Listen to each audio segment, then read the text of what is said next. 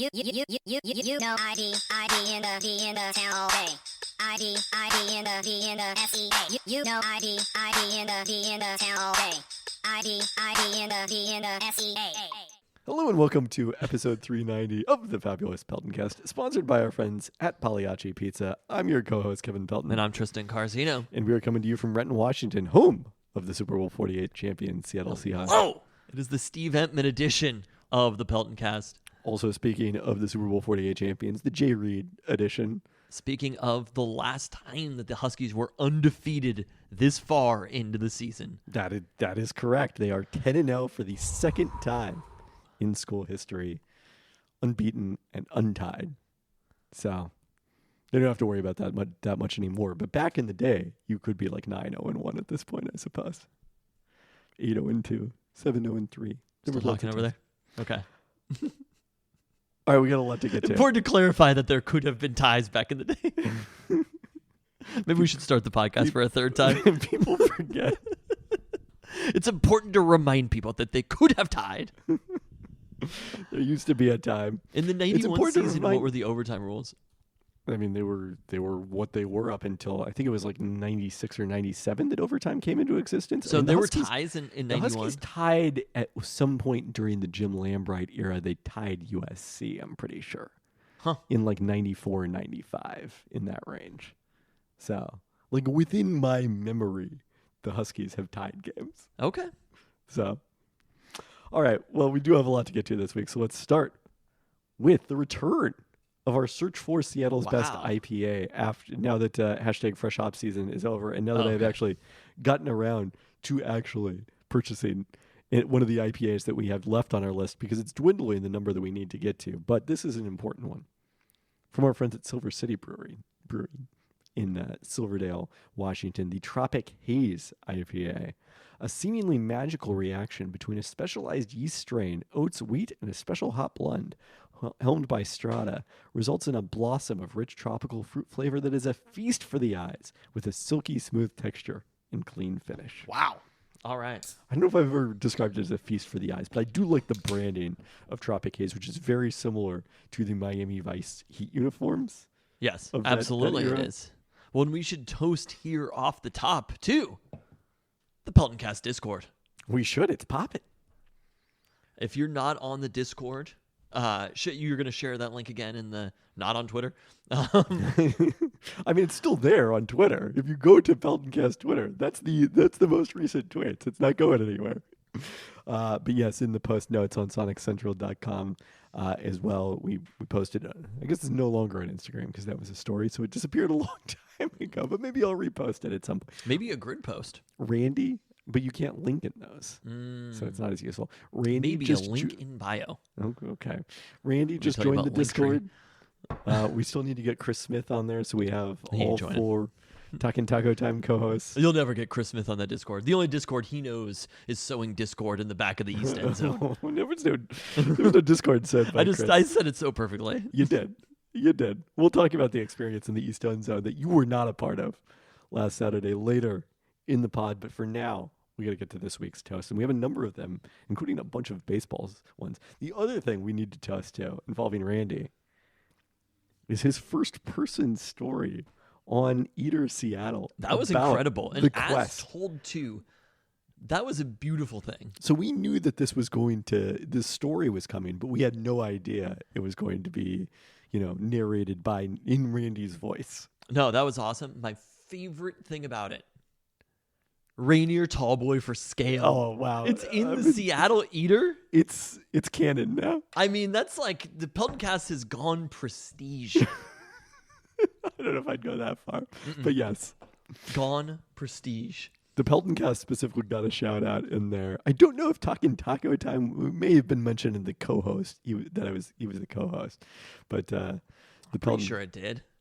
I was described as host of the fabulous Peltoncast. My Talking Taco Time co-hosting was not mentioned at all. But anyways, if you haven't checked that out, that also is linked in the post notes, so be sure to check it out. All right, congratulations to Kalen DeBoer on recording his 100th win as a head coach at all college levels on Saturday in his 111th game. It would be nice. 111. What a record. Like, look, it's one thing. You know, I forget which of the North Dakota's schools he was coaching at. Sioux Falls, I think, maybe. Okay. That's Not like state. one thing. But, to be now, what was the record last year? 21-2? Yeah, In 23 games. But also in Fresno State in there as well. Power like, 5? Yeah. Yeah. It's an incredible run. Fresno State. Kalen DeBoer is good at winning football games. Which is a good thing to be good at. We'll talk more in the pod about the potential of an extension for Kalen DeBoer in the wake of that and in the wake of Texas A&M firing Jimbo Fisher and going looking for a new head coach. Next up, congrats to NFC Special Teams Player of the Week, Jason Myers, who kicked 5 field goals in the Seahawks win on Sunday, including the game winner as time expired. Really entirely... Active coaches near a 750 winning percentage. Kalen DeBoer is number 1, of course. There you go. Well, you know who else had a really impressive winning Look percentage? at the people around him.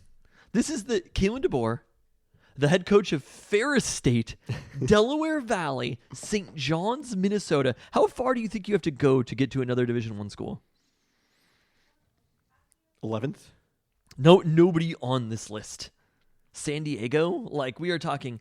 Kalen DeBoer is in a territory unto his own. You know who winning coached at San Diego, by the way? Who's that? Jim Harbaugh. I remember that. Yeah. Yeah. I mean, Chris Peterson had a really amazing record as well. In between them, Jimmy, not such an amazing record. Although after his first season as head coach, he was undefeated. There we go. Yeah, Chris Peterson in his time at UW ended up being a little bit hurt by that. When he came his first 3 games. When he came over to UW, Chris Peterson was the winningest coach in college football history. Yeah. That must have been FBS. Kalen DeBoer's win percentage is almost 900. Yeah. Which would make him the winningest coach other than Larry Keary's, who was Mount Union's coached was it Pierre Garcon? From 1986 to 2012.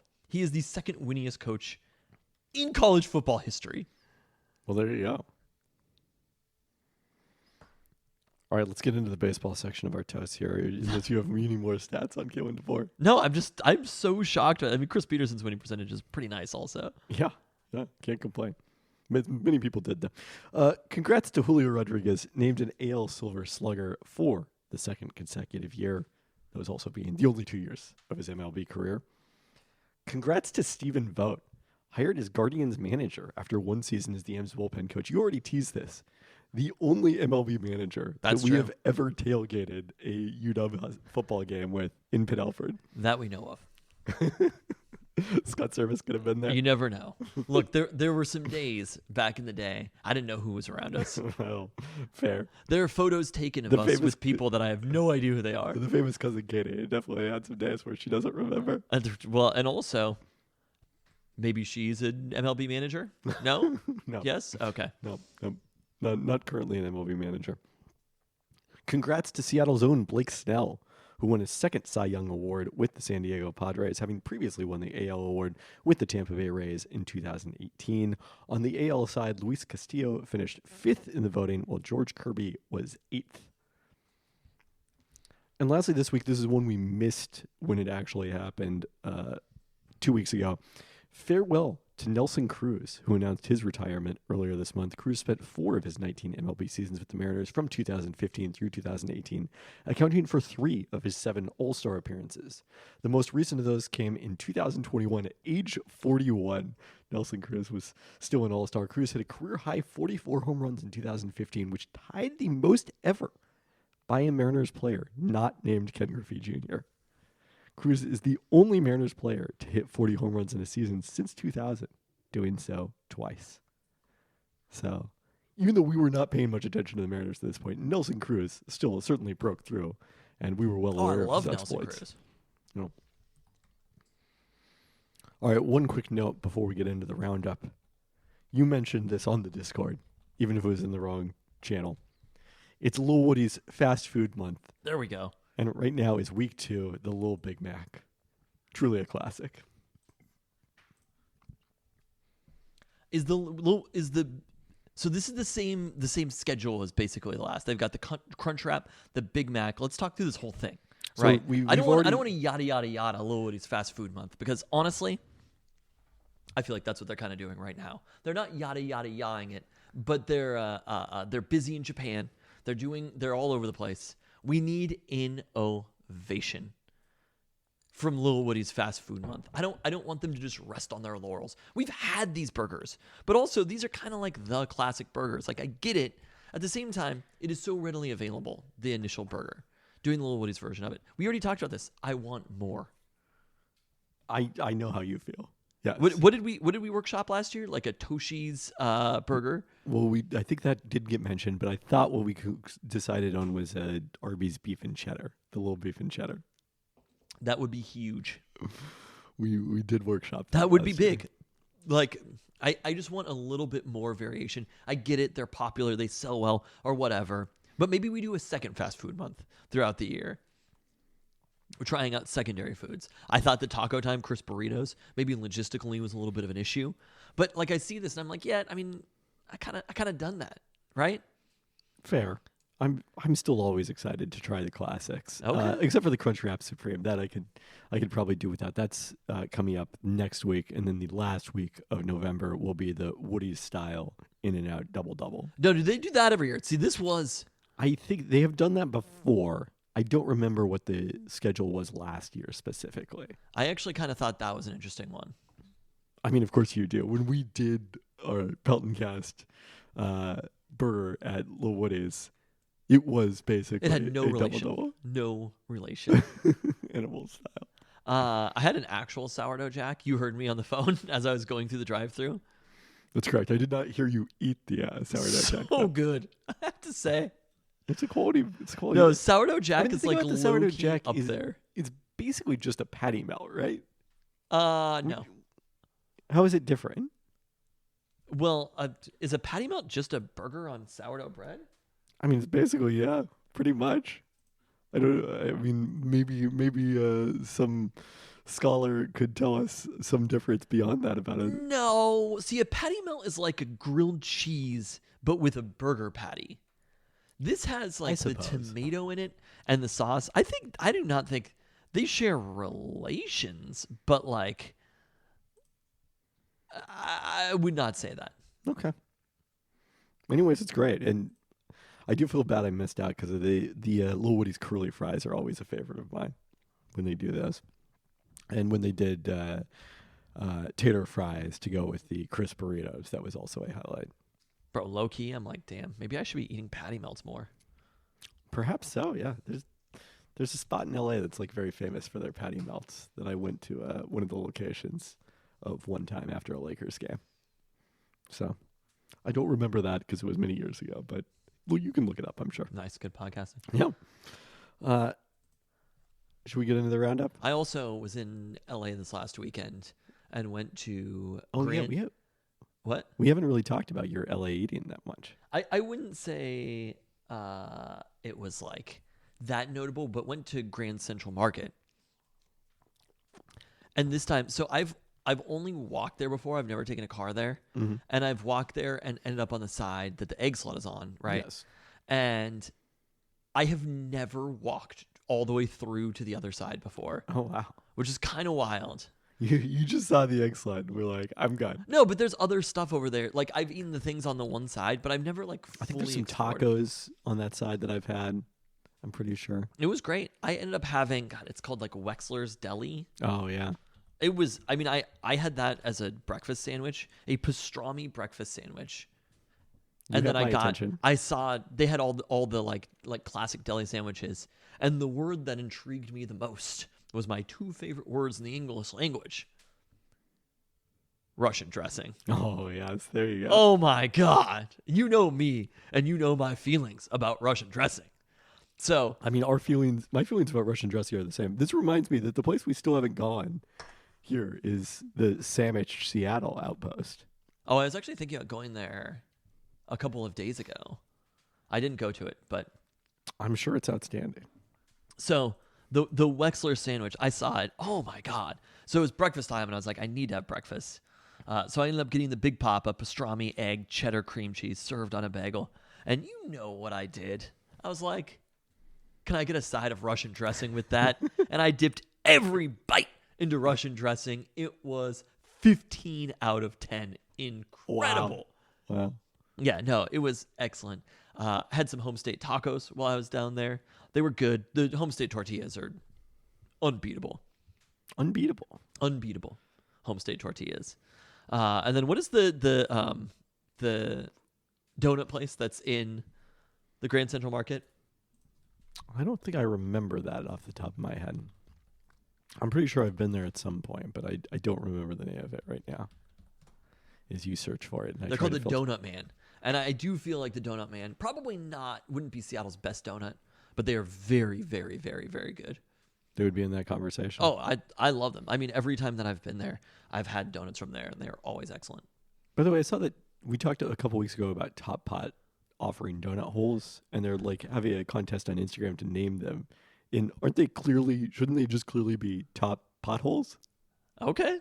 Well, maybe throw that in the mix. You're saying that like nobody else has proposed that. I'm sure many people have. That's why I'm surprised it's even a competition. You want them to be called top potholes. Yeah. Top potholes. Yeah, I mean, I get that the competition of potholes isn't great. that appetizing, but you know. The pun works more than the appealing nature of purchasing a product. So if that's what you're going for, if that's goal number one is a good pun, then yes. I mean, but if you want people to actually purchase the product, like if I were to go there and I'd be like, hey, can I have some top potholes? I don't know. I'm not sure about that one. I think you'd understand the context. I understand the context. All right. Okay. Anything else on food? No. All right, let's get into the roundup, starting with the Mariners. Some sad news the other day. This doesn't necessarily mean the end, but the Mariners did designate Mike Ford for assignment to make room on their 40-man roster ahead of the Rule 5 draft. Wait, so we're sad about Mike Ford right now? Yeah. Okay. I thought I was waiting for the word Haggerty to come up. Oh. You were like, some sad news, and I was like, oh, God, no. And then you were like, the Mariners designated, and I was like, no, did I miss this? And then you were like, Mike Ford, and I was like, I didn't say okay, it was tragic news. We would lead the pod. That would be an emergency pod if they designated Haggerty. Kept waiting for the sad news to come. I mean, I guess that's, I don't, maybe my feelings about Mike Ford are not as strong as your feelings about Mike Ford. I mean, you know, he started a lot of games last year, hit a lot of home runs. Wow, really? There were some positives. He started a lot of games for the playoff not participating Mariners. I mean, look, I know that I grant that he is a baseball player. A lot of people started a lot of games. I grant that there was a lot of, you know, side factors in this. He was as good last year as Carlos Santana was the year before. He didn't have as many clutch plays as Carlos Santana. I agree with that. And that's what matters. He also did not inspire the smooth intro to Mariners Hot Takes. God, that was awesome. Is an all-timer. Jerry DiPoto at the GM Meetings Super Spreader event talked about the Mariners' needs. What? Did you not hear about this? No, everybody got COVID? No, they didn't get COVID. They got some sort of stomach virus. People are sick out there. I'm just going to throw this out there. No, the United States of America is ill right now. Well, and not in the Beastie Boys sort of way. I agree with that assessment. It is definitively not in that way. We feel really good about our young left-handed bats, and we feel really good about our players up the middle and our overall power productivity. Now it's just a matter of trying to fill in the gaps where we might be a bit more flawed. We have a pretty good offensive team that sometimes struggles with contact, and we're going to have to try to solve that. So, as we'd already talked about, sometimes struggle, literally historically bad at strikeouts. As we talked about, sometimes struggles with contact. Look, you know, being very diplomatic, they're looking for a right-handed hitter with more contact ability than Teoscar Hernandez, who can play either the corner outfield or corner infield, and then also potentially DH. This is the player on the Mariners' wish list. 79 games for Carlos Santana, 0.4 offensive WAR, 0.5 overall WAR in his time here. Mike Ford, 83 games, 0.6 offensive WAR, 0.8 WAR overall. I'm just saying. 0 inspiration. Did not have the same name as one of the greatest musicians of all time. So, my ESPN colleague Jeff Passan had his preview of free agency on ESPN.com earlier this week. Here's what he had to say about the Shohei Ohtani free agency. The expectation among teams involved is that Ohtani could move relatively quickly, perhaps even before the December 4th through 7th winter meetings, according to sources. Also said, the notion that the Mariners will pay top dollar for Ohtani simply is not real at the moment. Although he did mention them as a contender based on their residence in Japan, if that's a draw for him. So the Mariners aren't signing Shohei Ohtani? That's what it sounded like. Who are the teams that Jeff Passan thought Shohei were likely to sign Shohei? Dodgers, Red Sox, and he mentioned the Rangers. I don't know if they actually have the money to sign Shohei Ohtani, but I do not see Shohei signing in fucking Texas. So, and he mentioned like even threw out the possibility of him re-signing with the Angels, which seems unthinkable to me. Now, here's an interesting thing that Passan also mentioned in this, talking about the trade market. Mentioned the Mariners as a possible option if the Padres decide to move Juan Soto to shed salary ahead of his final arbitration year.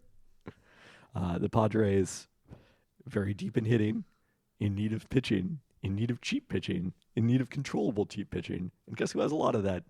Your Seattle Mariners. I mean, that would be a huge boon.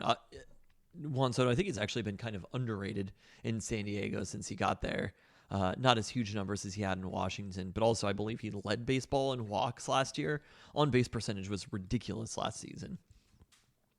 And if there's one thing that the Mariners could use is a player in the middle of their lineup who gets on base and is not striking out all the time. I agree with that. Yeah, that would be very nice. I mean, if you would have asked me, like, obviously price tag is not cheap for Soto, but if the Mariners could pick up Soto for a young, controlled arm of some kind, that is, I mean, it's. And it might have to be a little more than that. It is the absolute best possible move that the Mariners could make, maybe even including Shohei. I don't know if I'd go that far. Well, Shohei is probably not likely to exceed the value that he is paid, if that makes sense. Yeah. Whereas Juan Soto has a good chance of meeting or exceeding the value that he's paid for the season that he is in Seattle or whatever. Yeah. He finished second in the NL in on-base percentage at .410. I mean, that would be very nice for the Mariners to add. You put that ahead of Julio in the lineup? That'd be good. I'm a fan. So I mean, Juan Soto was he was considered basically the best young player in baseball 2-3 years ago. And I think basically after the Washington trade or after the trade to San Diego, he's been a little bit lost, but like this would be a massive move if it happened. Like this would be a playoff odds franchise altering move if the Mariners acquired Juan Soto. He's led the NL in walks each of the last 3 seasons. So there you go. I will say I would be happy with the Mariners if they were not in the Shohei sweepstakes, but they picked up Juan Soto for a pitcher. So here's what I was thinking was everything that we've seen about this MLB offseason and this hot stove league is pitching, and starting pitching in particular is going to be at a premium. There are a handful of arms out there. I don't think the Mariners are going to be in on any of them. I don't think we should. Including, of course, Blake Snell. And literally Blake Snell coming off winning the Cy Young, almost certainly not going to be back in San Diego. Like, that Padres team could be due for, I mean, we're talking 5.5 wins, like 35 homers. Getting Soto would be fucking incredible. It would be. I agree. I think people forget just how recently, like he was number 2 in MVP voting in 2021. His career trajectory is not necessarily that dissimilar than like Bryce Harper or somebody like that. I think Soto has become underrated over time. But so if the most important thing in free agency, obviously bats are important, but it does seem like all of the teams that have money that want to go acquire a player are looking for starting pitching. And then you turn around and you see a team that has an excess of starting pitching, has a ballpark and a history of developing young starting pitching, especially under team control. Somebody like, I don't know, how many years does Logan Gilbert have left of team control? That's a great question that I do not know the answer to. You can look it off up the here. top of my head. But Logan Gilbert or somebody like that, I mean, even Bryce Miller, right? Brian Wu, Emerson Hancock, all of these players, I think, are expendable for the Mariners, knowing that Robbie Ray eventually is going to be coming back, that Marco Gonzalez is going to be coming back, and they have a good rotation on top of that. They have superstar pitchers beyond there. They have Luis Castillo, who finished, I think, 5th in Cy Young voting, and George Kirby, who is better than Luis Castillo for much of the season. So with those factors at play and the demand in the market for starting pitching, to me, somebody like Logan Gilbert, who is experienced starting pitching, he at the major league level has been a number 2 pitcher or whatever, and he has team control beyond this. He should be near the top of the trade market around the MLB. Yeah, I agree. So, and it's something that the Mariners, they could withstand losing somebody like Logan Gilbert if it meant bringing a bat back to the team, because that's where the need is, obviously. So Gilbert has 4 years of arbitration before becoming a free agent in 2028. I mean, it's going to be an expensive arbitration. Like, yes, it's not cheap necessarily, but still 4 years of team control for a starting pitcher is a massive thing to have. Yep. So again, like I said, if you were literally, we saw trade value rankings. I think there's a reality that Logan Gilbert, who is in the trade value rankings, but like you sort of wipe away all the players who are never getting traded, because there has to be a reality trade value rankings. Well, George Kirby's not getting traded. One of the guys who was at the top of the list last year was Juan Soto. Yes. Exactly. That's what I'm saying, though. Like, if you can turn around and trade for somebody who was near the top of the list last year because the Padres are in a difficult financial situation, and because he's now closer to free agency, so his trade value is lower.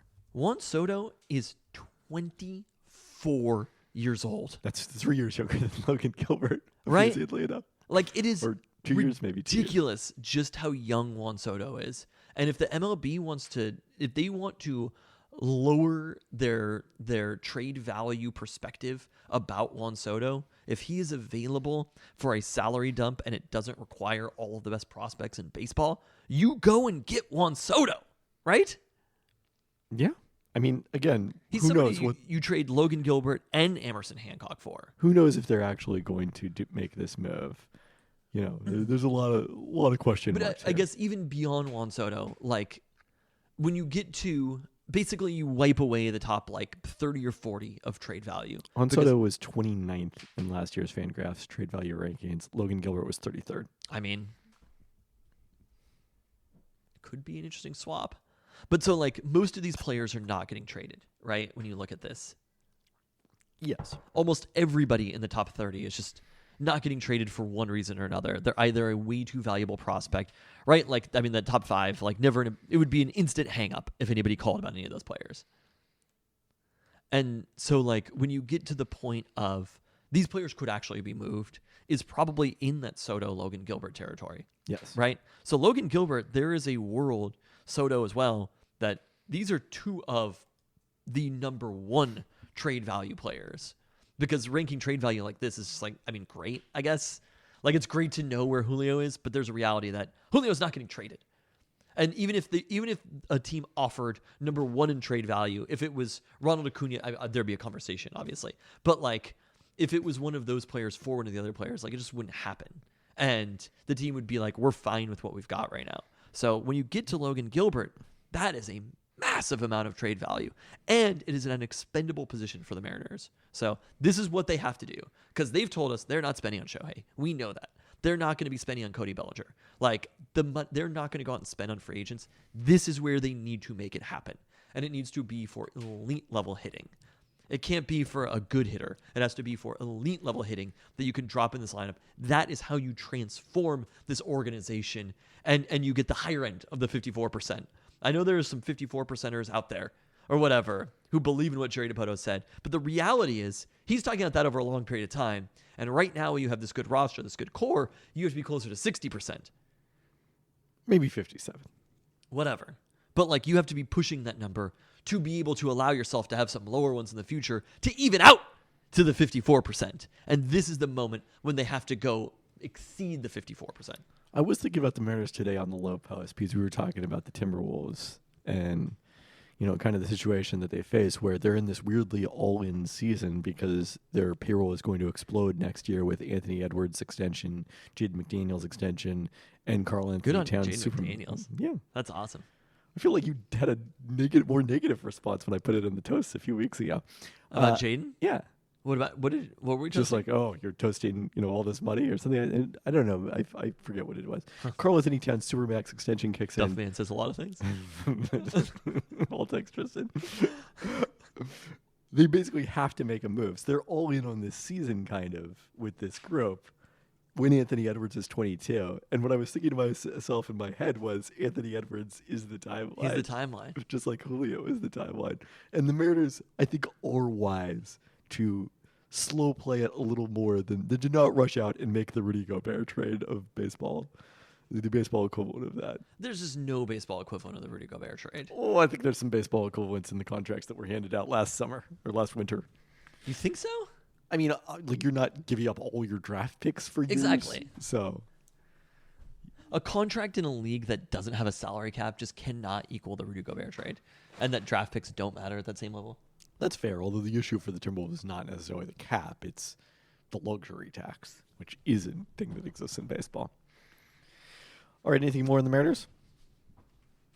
Let's get into the rundown, starting with the Kraken. Just when it seemed they might be stabilizing, they lost back-to-back games to Edmonton and Colorado by a combined 9-2 scoreline at home before on Wednesday night, allowing the tying goal in the final minute in Edmonton and going on to settle for a point with a disappointing overtime loss.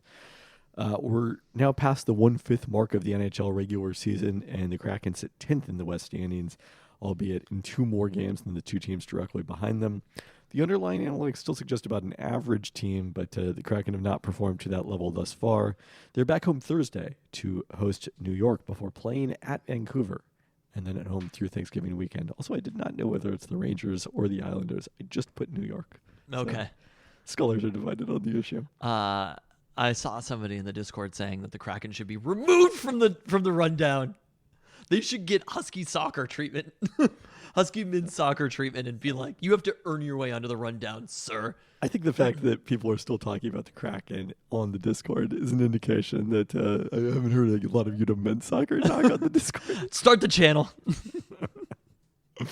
All right, Seattle Sounders are on to the MLS Western Conference semifinals after completely controlling the winner-take-all Game 3 of their series with FC Dallas. Was it fun or no? I mean, I was not watching closely on the second half. That's but MLS playoffs, baby. Not watching closely. It wasn't for lack of interest. I will say that. But like Dallas basically just had no offense in this game. They had 1 shot attempt and 1 cross coming in the 88th and 89th minute, respectively. 1 cross. Or, sorry, Wow. 1 corner, I should say. They Corner. probably had some other crosses. I was going to say, damn. I wrote cross in the notes. Like my intramural soccer team from Tye High School that got together at UW, that team was not good. Well, you were on it. Intramural co-ed soccer at UW. I think that we had 1 cross in the game. You We really didn't have a corner. You really struggled with the handball rules. That's I were did a have a lot of constant, handballs. constant issue for you. Were you there the one time that you came to some of those games, didn't you? No, I don't think I ever did. I got a handball, but they didn't call it, and so everybody stopped. But then the other team scored when it happened, and then I yelled at the ref, and I was like, I handballed, and then they were just like, we didn't see it. Or were they playing advantage? Harsh truth, harsh reality. By that point, the Sounders had been almost untouched since taking a 1-0 lead through Albert Rusnak in the 36th minute. Dallas did not record even a 10th of an expected goal. Joao Paulo bossed the game from his midfield spot, including setting up Rusnak's score with a through ball, while the Sounders recorded their 16th clean sheet of the season. Next up for the Sounders, a rematch of 2019 and 2020 playoff matchups against LAFC. Both of those won by the Sounders. Because of the international break this weekend, that game won't be played until the Sunday after Thanksgiving. Convenient, since the Seahawks will play on Thanksgiving Won't be played Day. until 2025. They really like the COVID break. They're just going to drop a couple of those in. This always happens. It always happens with both the MLS and MLS playoffs.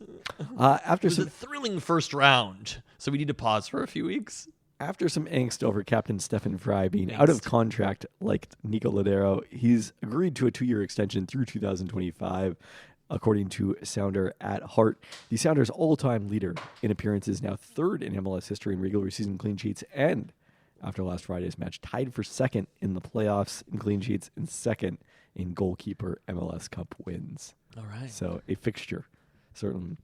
You're really big on angst lately. Yeah, I am, yes.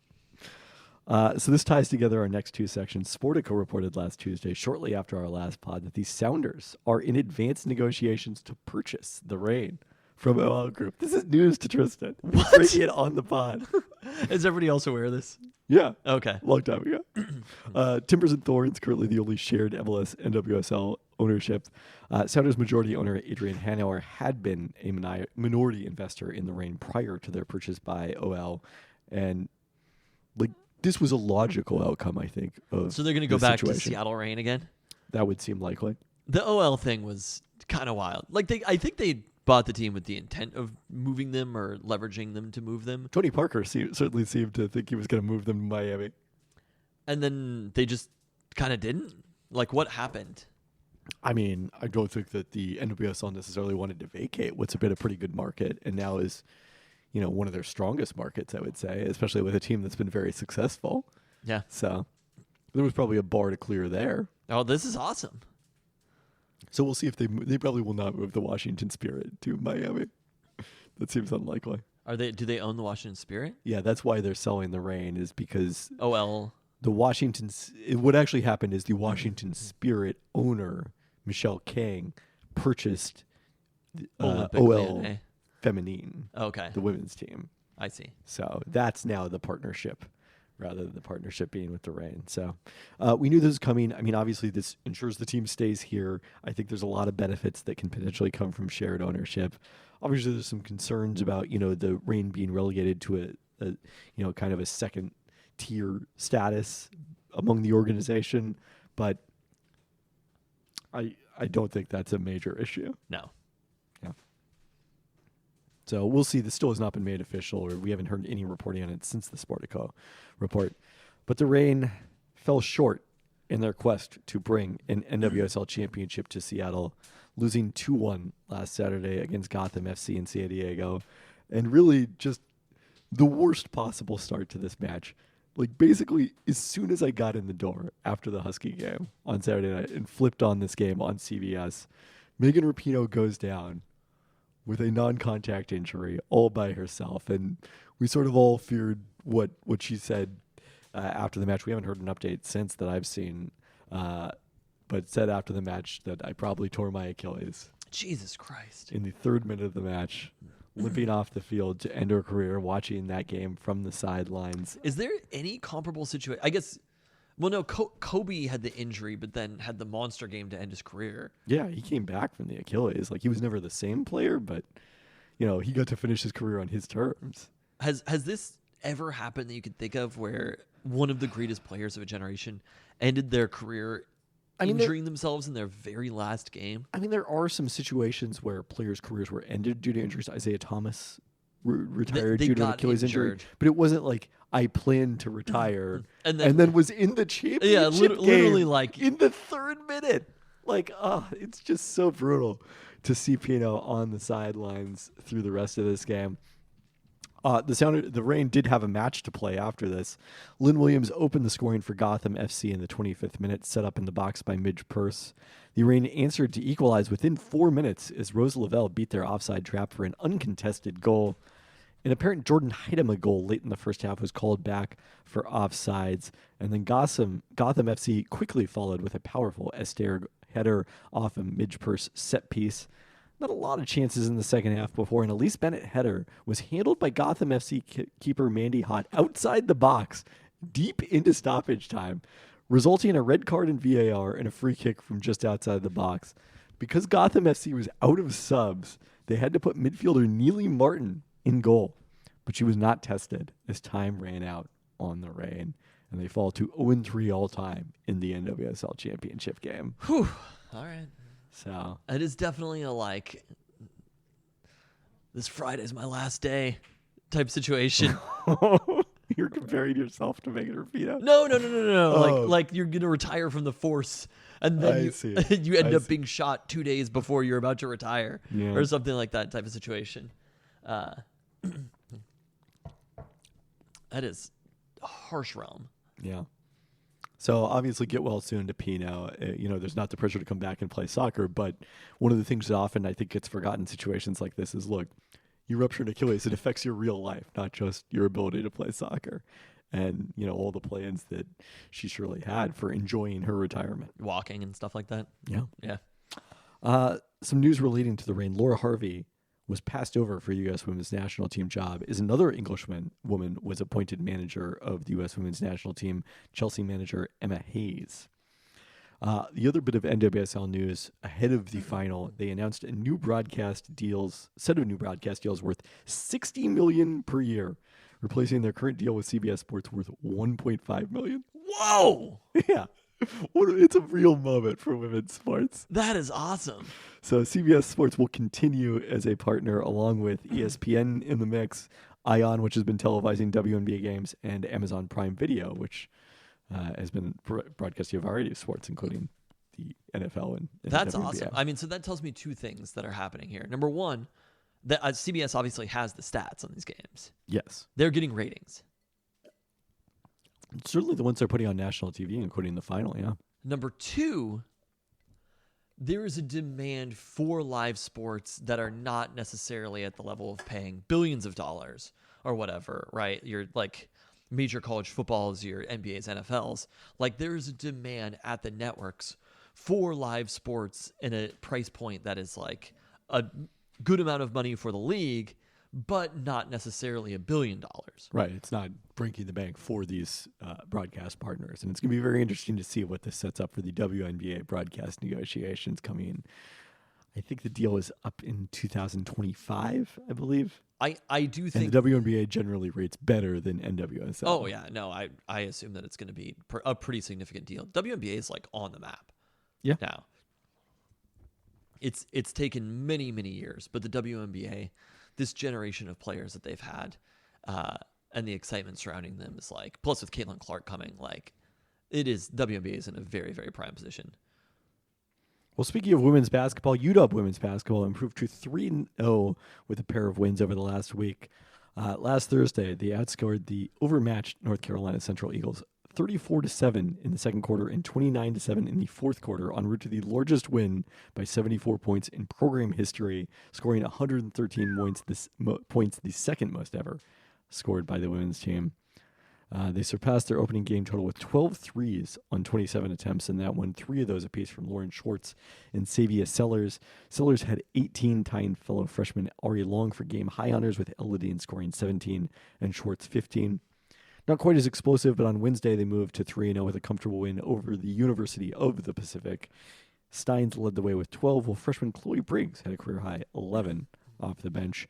UW women continue their homestand to start the season Saturday against crosstown rivals Seattle U, who have started 0-3 as part of a rebuild under first-year head coach Skylar Young, who was the Storm's equipment manager and did on-court development work early in his career when the late Ann Donovan was the Storm's head coach. So he returned to Seattle for Skylar Young. UW men's basketball, alas, not still undefeated. They got a second win on Thursday against Northern Kentucky when Severe Wheeler impressed in his UW debut after missing the season opener due to injury with 18 points and 7 assists. Many of those went to his former Kentucky teammate Keon Brooks Jr., who scored a career-high 32 points on 11 of 16 shooting and grabbed 10 rebounds in addition to 3 steals. They were the lone Huskies in double figures as the team shot 3 of 17 on threes and won with defense, holding Northern Kentucky to 46% two-point shooting. That formula did not work on Sunday against a good Nevada team. Familiar shooting issues as they shot 29% on threes and 9 of 21 from the foul line, including 1 of 6 for Braxton Mee in his first start of the season in an 83-76 loss. Wheeler had 6 turnovers in this one. You're looking kind of at the bigger picture. Huskies could really use Moses Wood to get going. He's 4 of 16 beyond the arc this season after coming into the year as a 40% career three-point shooter. So what's the problem here? It's same old shit. They can't shoot. Yeah. They're just kind of not good enough. I mean, and look, losing to Nevada, like, the past teams would have lost this game in all likelihood too. Where's Nevada and Ken Palm? They moved up to like 57, somewhere in that range.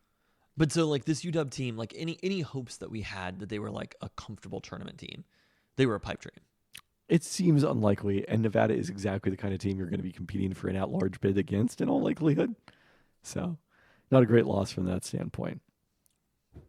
And now the schedule gets really real, because the Huskies head to Las Vegas this weekend for the Continental Tire main event at T-Mobile Arena, where they'll face Xavier on Friday night before matching up against the winner between 2023 national runner-up San Diego State and St. Mary's, the latter a potential rematch of last year's Wooden Legacy final won by the Huskies. I remember that.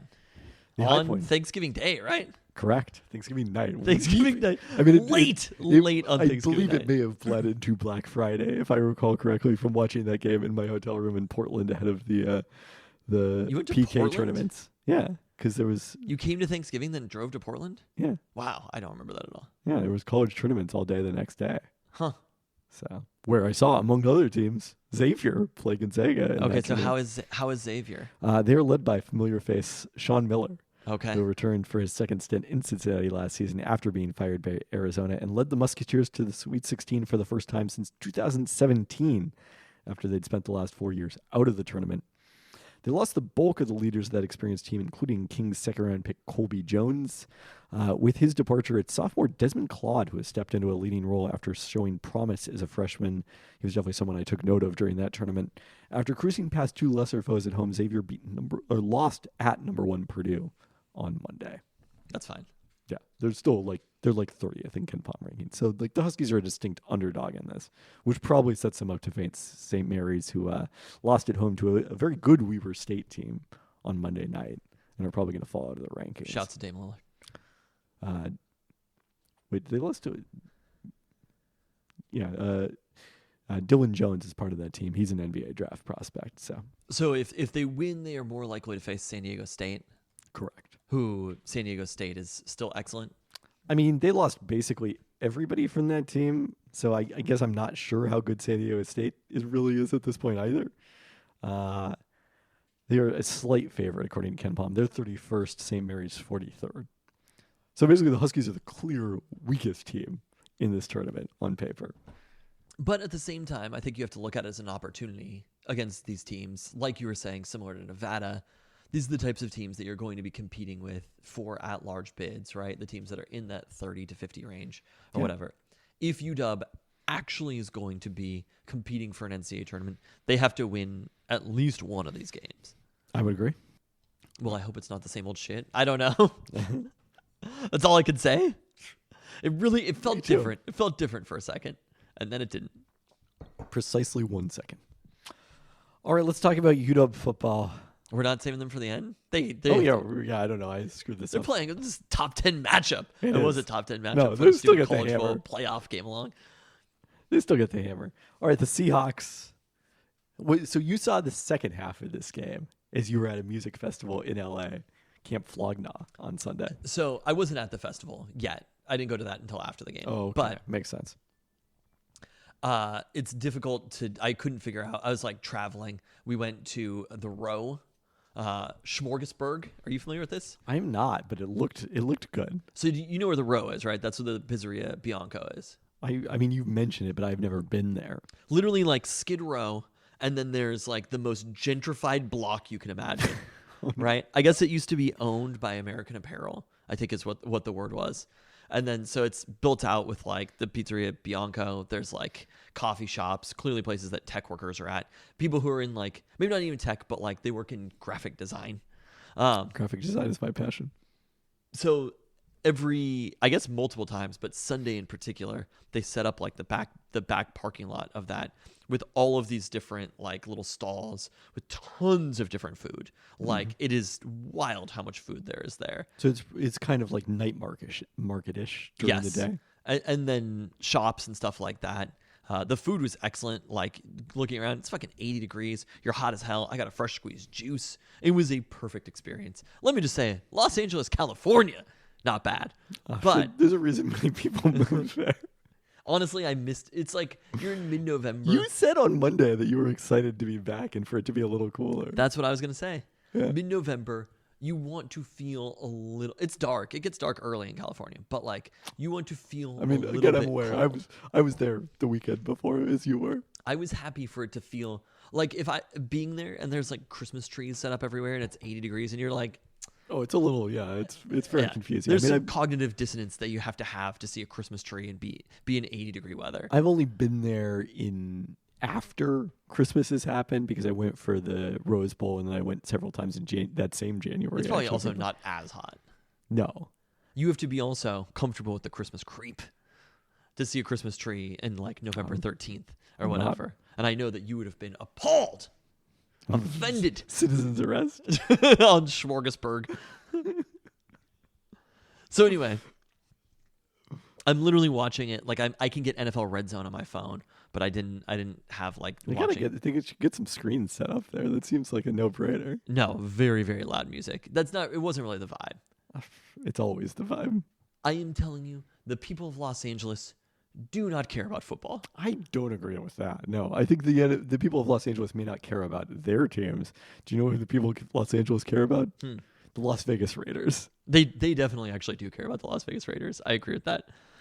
The amount of Ubers that I rode in with people who are Raiders fans far exceeded.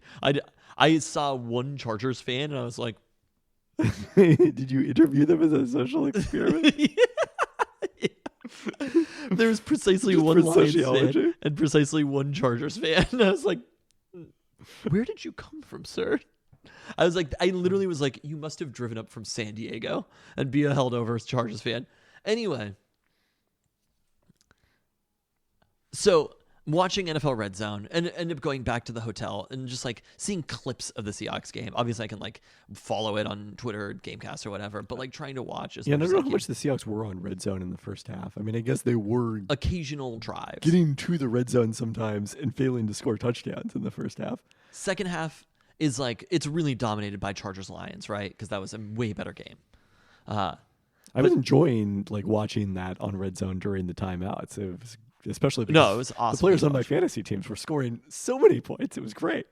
So the Seahawks game, was it a 125 start? It was, yes. Okay. So the Seahawks game's going later than everything else, right? And the Cowboys are crushing the Giants. Yes, which is the other 125. There's a thing that happens on NFL Red Zone. They kind of consolidate. No. Where if there's only one game, Oh. NFL Red Zone has to go off the air. Correct. Which was a very important thing for me. Because the Cowboys, I couldn't Giants game. I couldn't tune into the local channel. In Seattle I could have, but in LA, the local game was Giants Cowboys, and there's no like I was straight up in like the fucking like neon ages of NFL TV. Or the iron ages of Neon ages. I was in this like straight I up mean, I don't know if you'd see this Tropic Haze kid. I think the neon ages are now, Fred. the 80s. That's what it felt like, though. I was explaining to Luca, I was like, this is how we used to have to watch NFL. What do you mean watch NFL? We used to have to listen to it because the Seahawks were blacked Yeah, out. that too. But I was like, let me tell you about the NFL when I was young. That's another good guys first down. Anyway, Someone's going to get that reference. so I need the Cowboys and the Giants to keep going to be able to watch the Seahawks and the Commanders on NFL Red Zone, because if that game ends, it is over for me. My ability to watch it. And I happen to know it because they gave us bonus coverage of the like kneel down at the end of Cowboys Giants after the Seahawks game ended. Enter my favorite player of all time, Tommy DeVito. That drive that he had extending that game, especially the touchdown with 6 seconds left, because I'm like, oh shit, this might end before we see the Jason Myers field goal, right? Like the Commanders score, and I'm like, just please get us through this, because like I want to go to the festival. There's other shit to do, but I need to see through the end of the game. When Washington scored that touchdown, I'm like, oh, we are so fucked. I'm gonna have to like watch this in a car. I had to watch the end of UW Utah in an Uber, just like on my phone, and I'm like literally I see the blocked field goal in the Uber, and I'm just like quietly sitting there biting my finger or whatever. Yes. No, I still felt pretty fine about the situation. I wasn't really that upset, but I was like, this is going to be a complicated situation. But I'm like sweating it out with that game. Brian Daboll's calling timeouts, and I'm like, oh yes, you are. They were playing it. They literally were playing the end of that game as if they were coming down about to like tie in the fucking Super Bowl. The Giants were all caps playing football down 49-10 or whatever. So giant way. My guy, Tommy DeVito, throwing that touchdown pass, I think it was on 4th down too, with 6 seconds left, making sure that there'd have to be a kick after that and another play, guided me through to the end of the Seahawks game on NFL Red Zone. It was a beautiful thing. That's interesting because my situation is I had tickets for the 5:40 screening of Killers of the Flower Moon at South Center and had to... That's dangerous territory. I know. So I had to drive to meet who I was going with and pick up taco time for dinner on the way. And I was like, just no overtime. And I saw that the Commanders scored with 54 seconds left. And I was like, that's enough time. Oh, no. We can do this. I will say that's kind of my takeaway from that game is like, when push comes to shove, our faith in Geno is still kind of high because there was that much time on the clock, and I was like, I will say, scoring here. It's our faith in Geno Smith against the Washington Commanders defense. Sure. Which is a key adjustment point. But there are certain quarterbacks that I would not have been as confident in, and I do think there was a lot of consternation about Geno Smith in that game, but... My consternation reached an all-time high at the end of the first half with the sack that, or I guess was an intentional grounding in the end. Yes, my angst was pretty high. That was a pretty bad play. I definitely watched that one, and I was thinking in my head,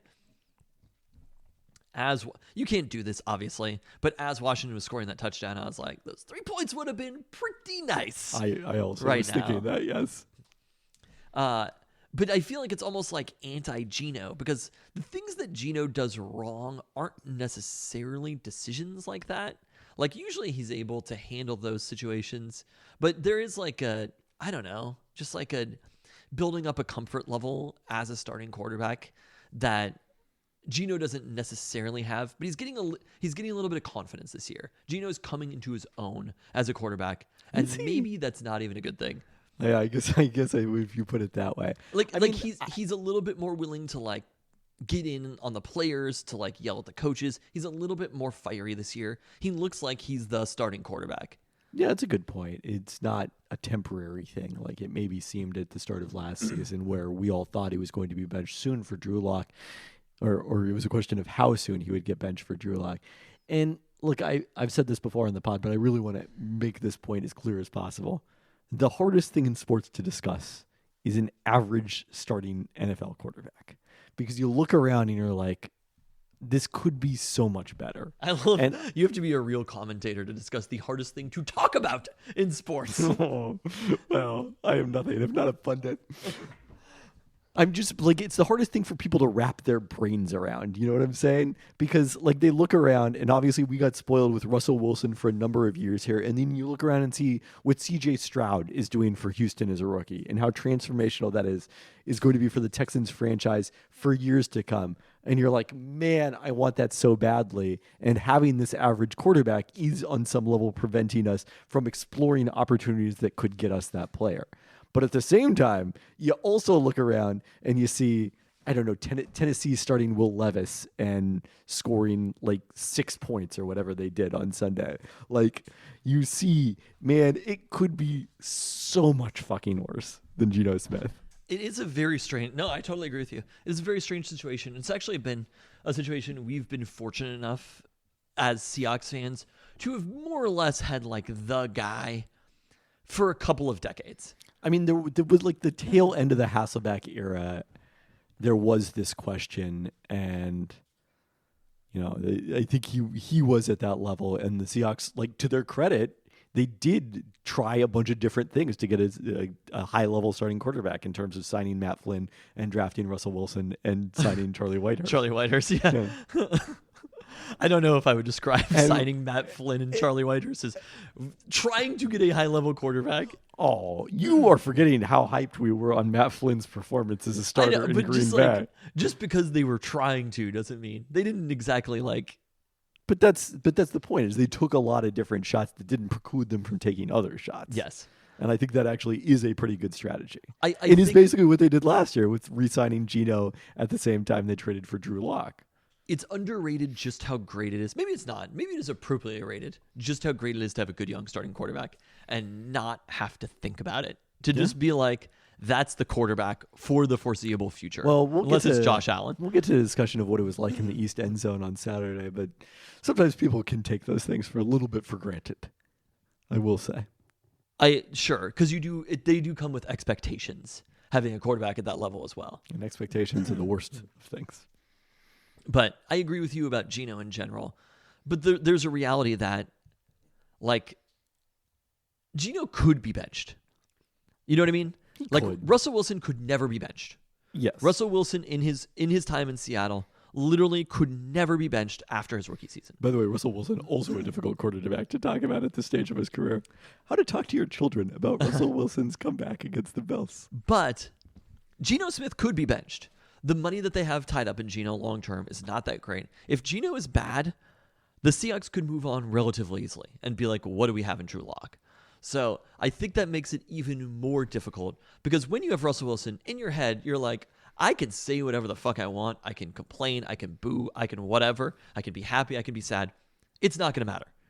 Well, I don't think what we say is going to matter about Geno obviously, Smith. that too. But like, you can't even entertain the thought. I don't think Pete Carroll was like, well, Jim Moore thought we should bench him for Drew Lock. So I got to take that into consideration here.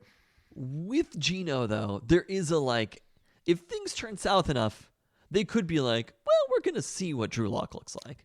I agree that's a possibility. But you know, maybe they should see what it looks like. Playing defense? Yeah.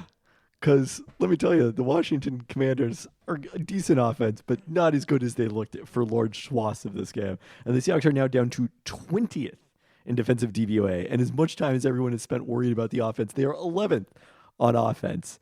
And like Devin Witherspoon's great. Reek Woolen is still a very good coverage cornerback. They've got healthy safeties. They've got so many safeties. They've got pretty good edge play from Boye Mafe. They, added to the interior defensive line and slid Dre Jones out to play on the edge a little bit on base downs, with Darrell Taylor not playing as much on Sunday. And yet, like, the Seahawks can try all these things and do all these good things, and they still can't even get to fucking average on defense. Yeah. I mean, trading for Leonard Williams, did you include that in your list? Yes.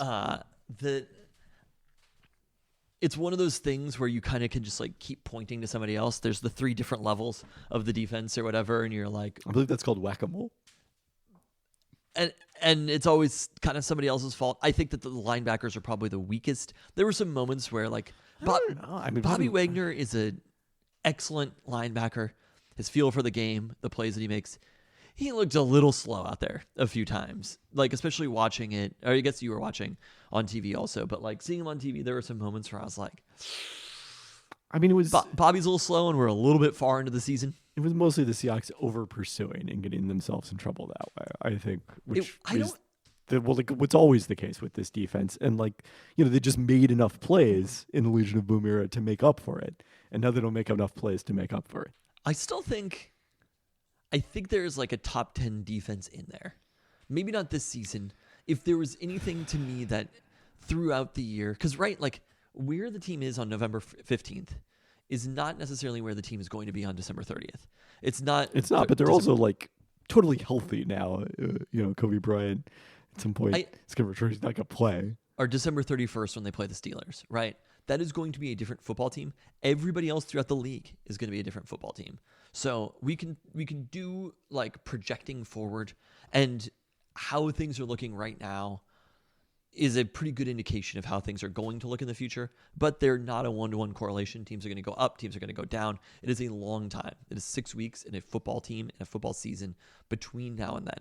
And I think in the Seahawks defense, they are going to play better for the rest of the season than they have played so far in the season, even though they're going to be playing some very, very difficult opponents.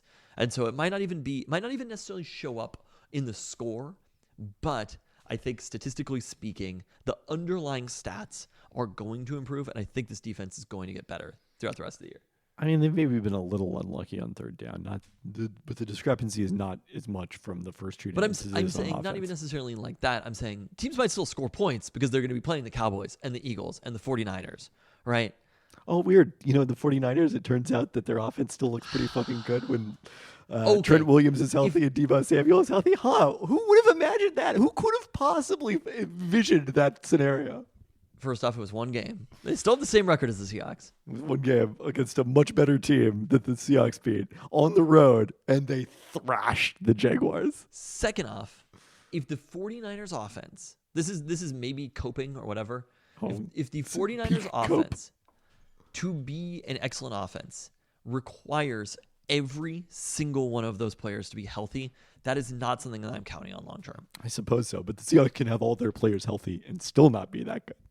That's the problem. Are the 49ers better than the Seahawks? Obviously they are. This team deluded themselves. I mean, the word that kept coming into my head during the first half, maybe even the first 3.45 quarters of this game, 3.55, I don't know, was the hubris of the Leonard Williams trade. Hubris. Angst and hubris. Angst and hubris. All right, let's talk about some Seahawks news. Abe Lucas was designated to return from IR on Wednesday, opening He's up the a Trent 21 Williams day of the Seahawks. window. I hope so. I do hope so. 21-day window to return to practice. Pete Carroll said Monday it's possible he could play this Sunday. The Seahawks can't elevate Jason Peters from the practice squad again without adding him to the 53-man roster. Peters has split snaps at right tackle with Stone Forsythe. He's going to get but moved played to the majority 53-man on Sunday. roster. He's looked excellent. I think it's still. I don't think they'll elevate him if Lucas is healthy. Lucas I is think not they- playing. Okay. Are you kidding me? He's not playing this week. He might play on Thanksgiving. I hope he will play on Thanksgiving. Let's talk about the Rams, who are 23rd in DVOA, 26th in Dave. Since blowing out the Seahawks in Week 1, they have won just 2 games at Indianapolis in overtime and against Arizona.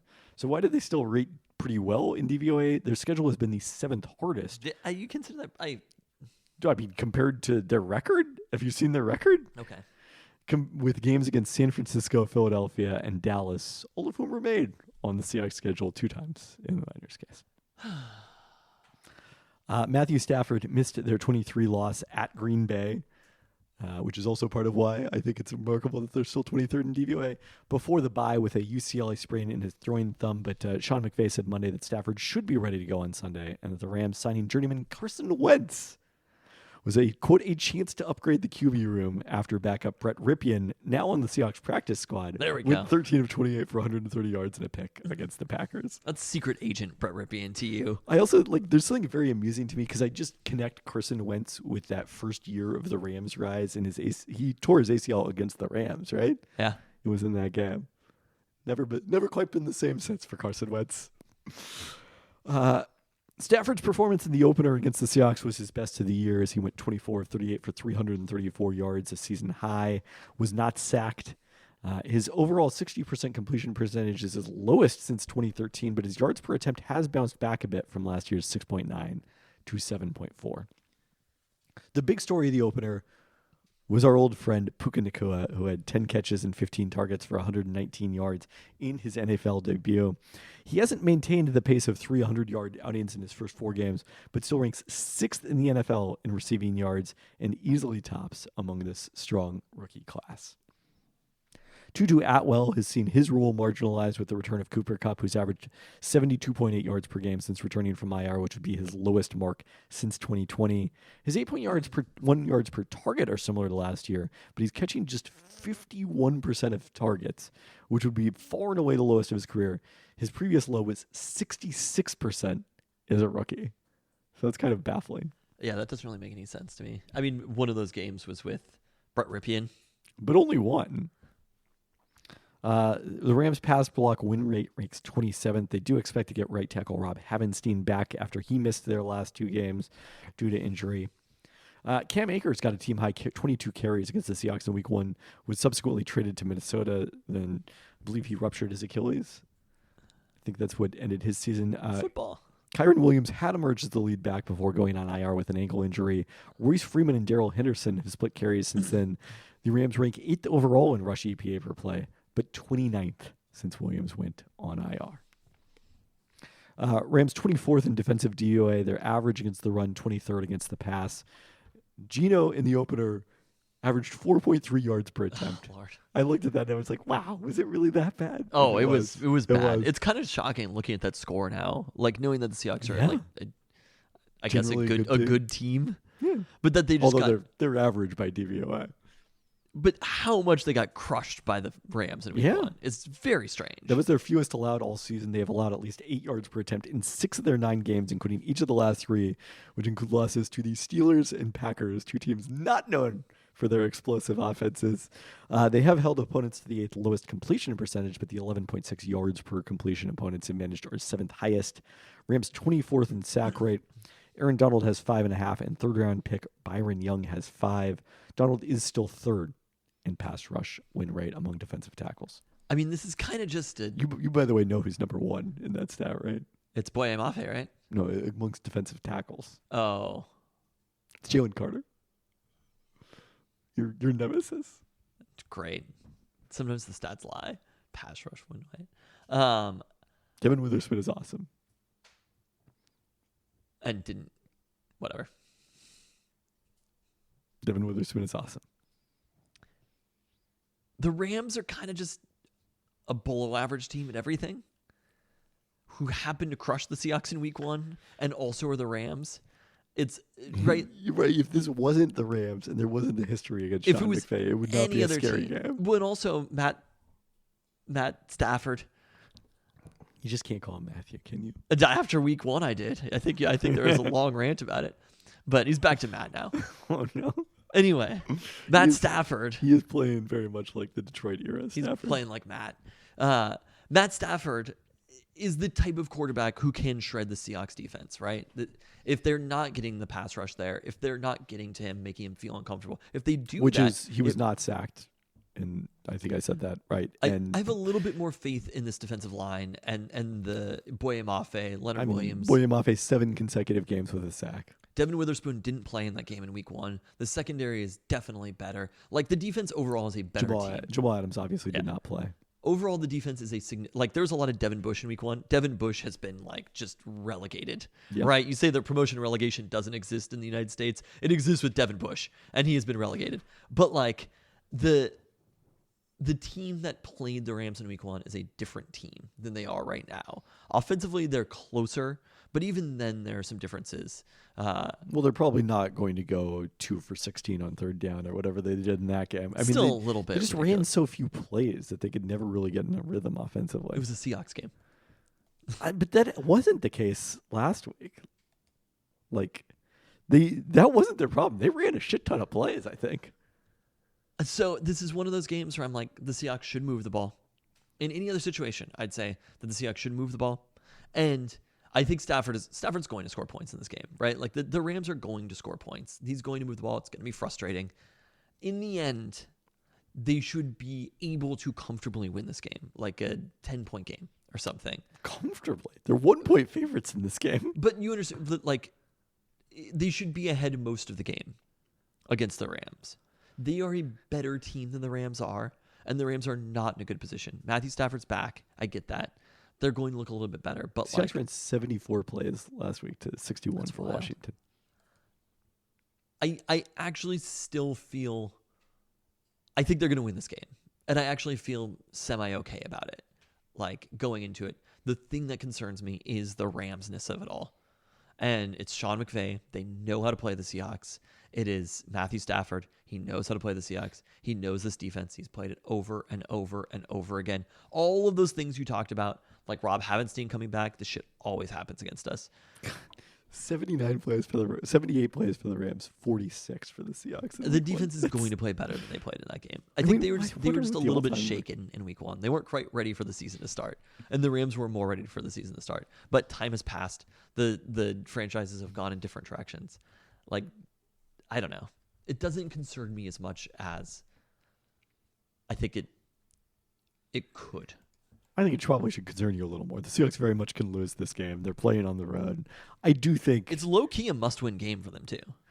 It's a very important game when you look at the schedule that's coming. Just as last week was a very important game for them to win. They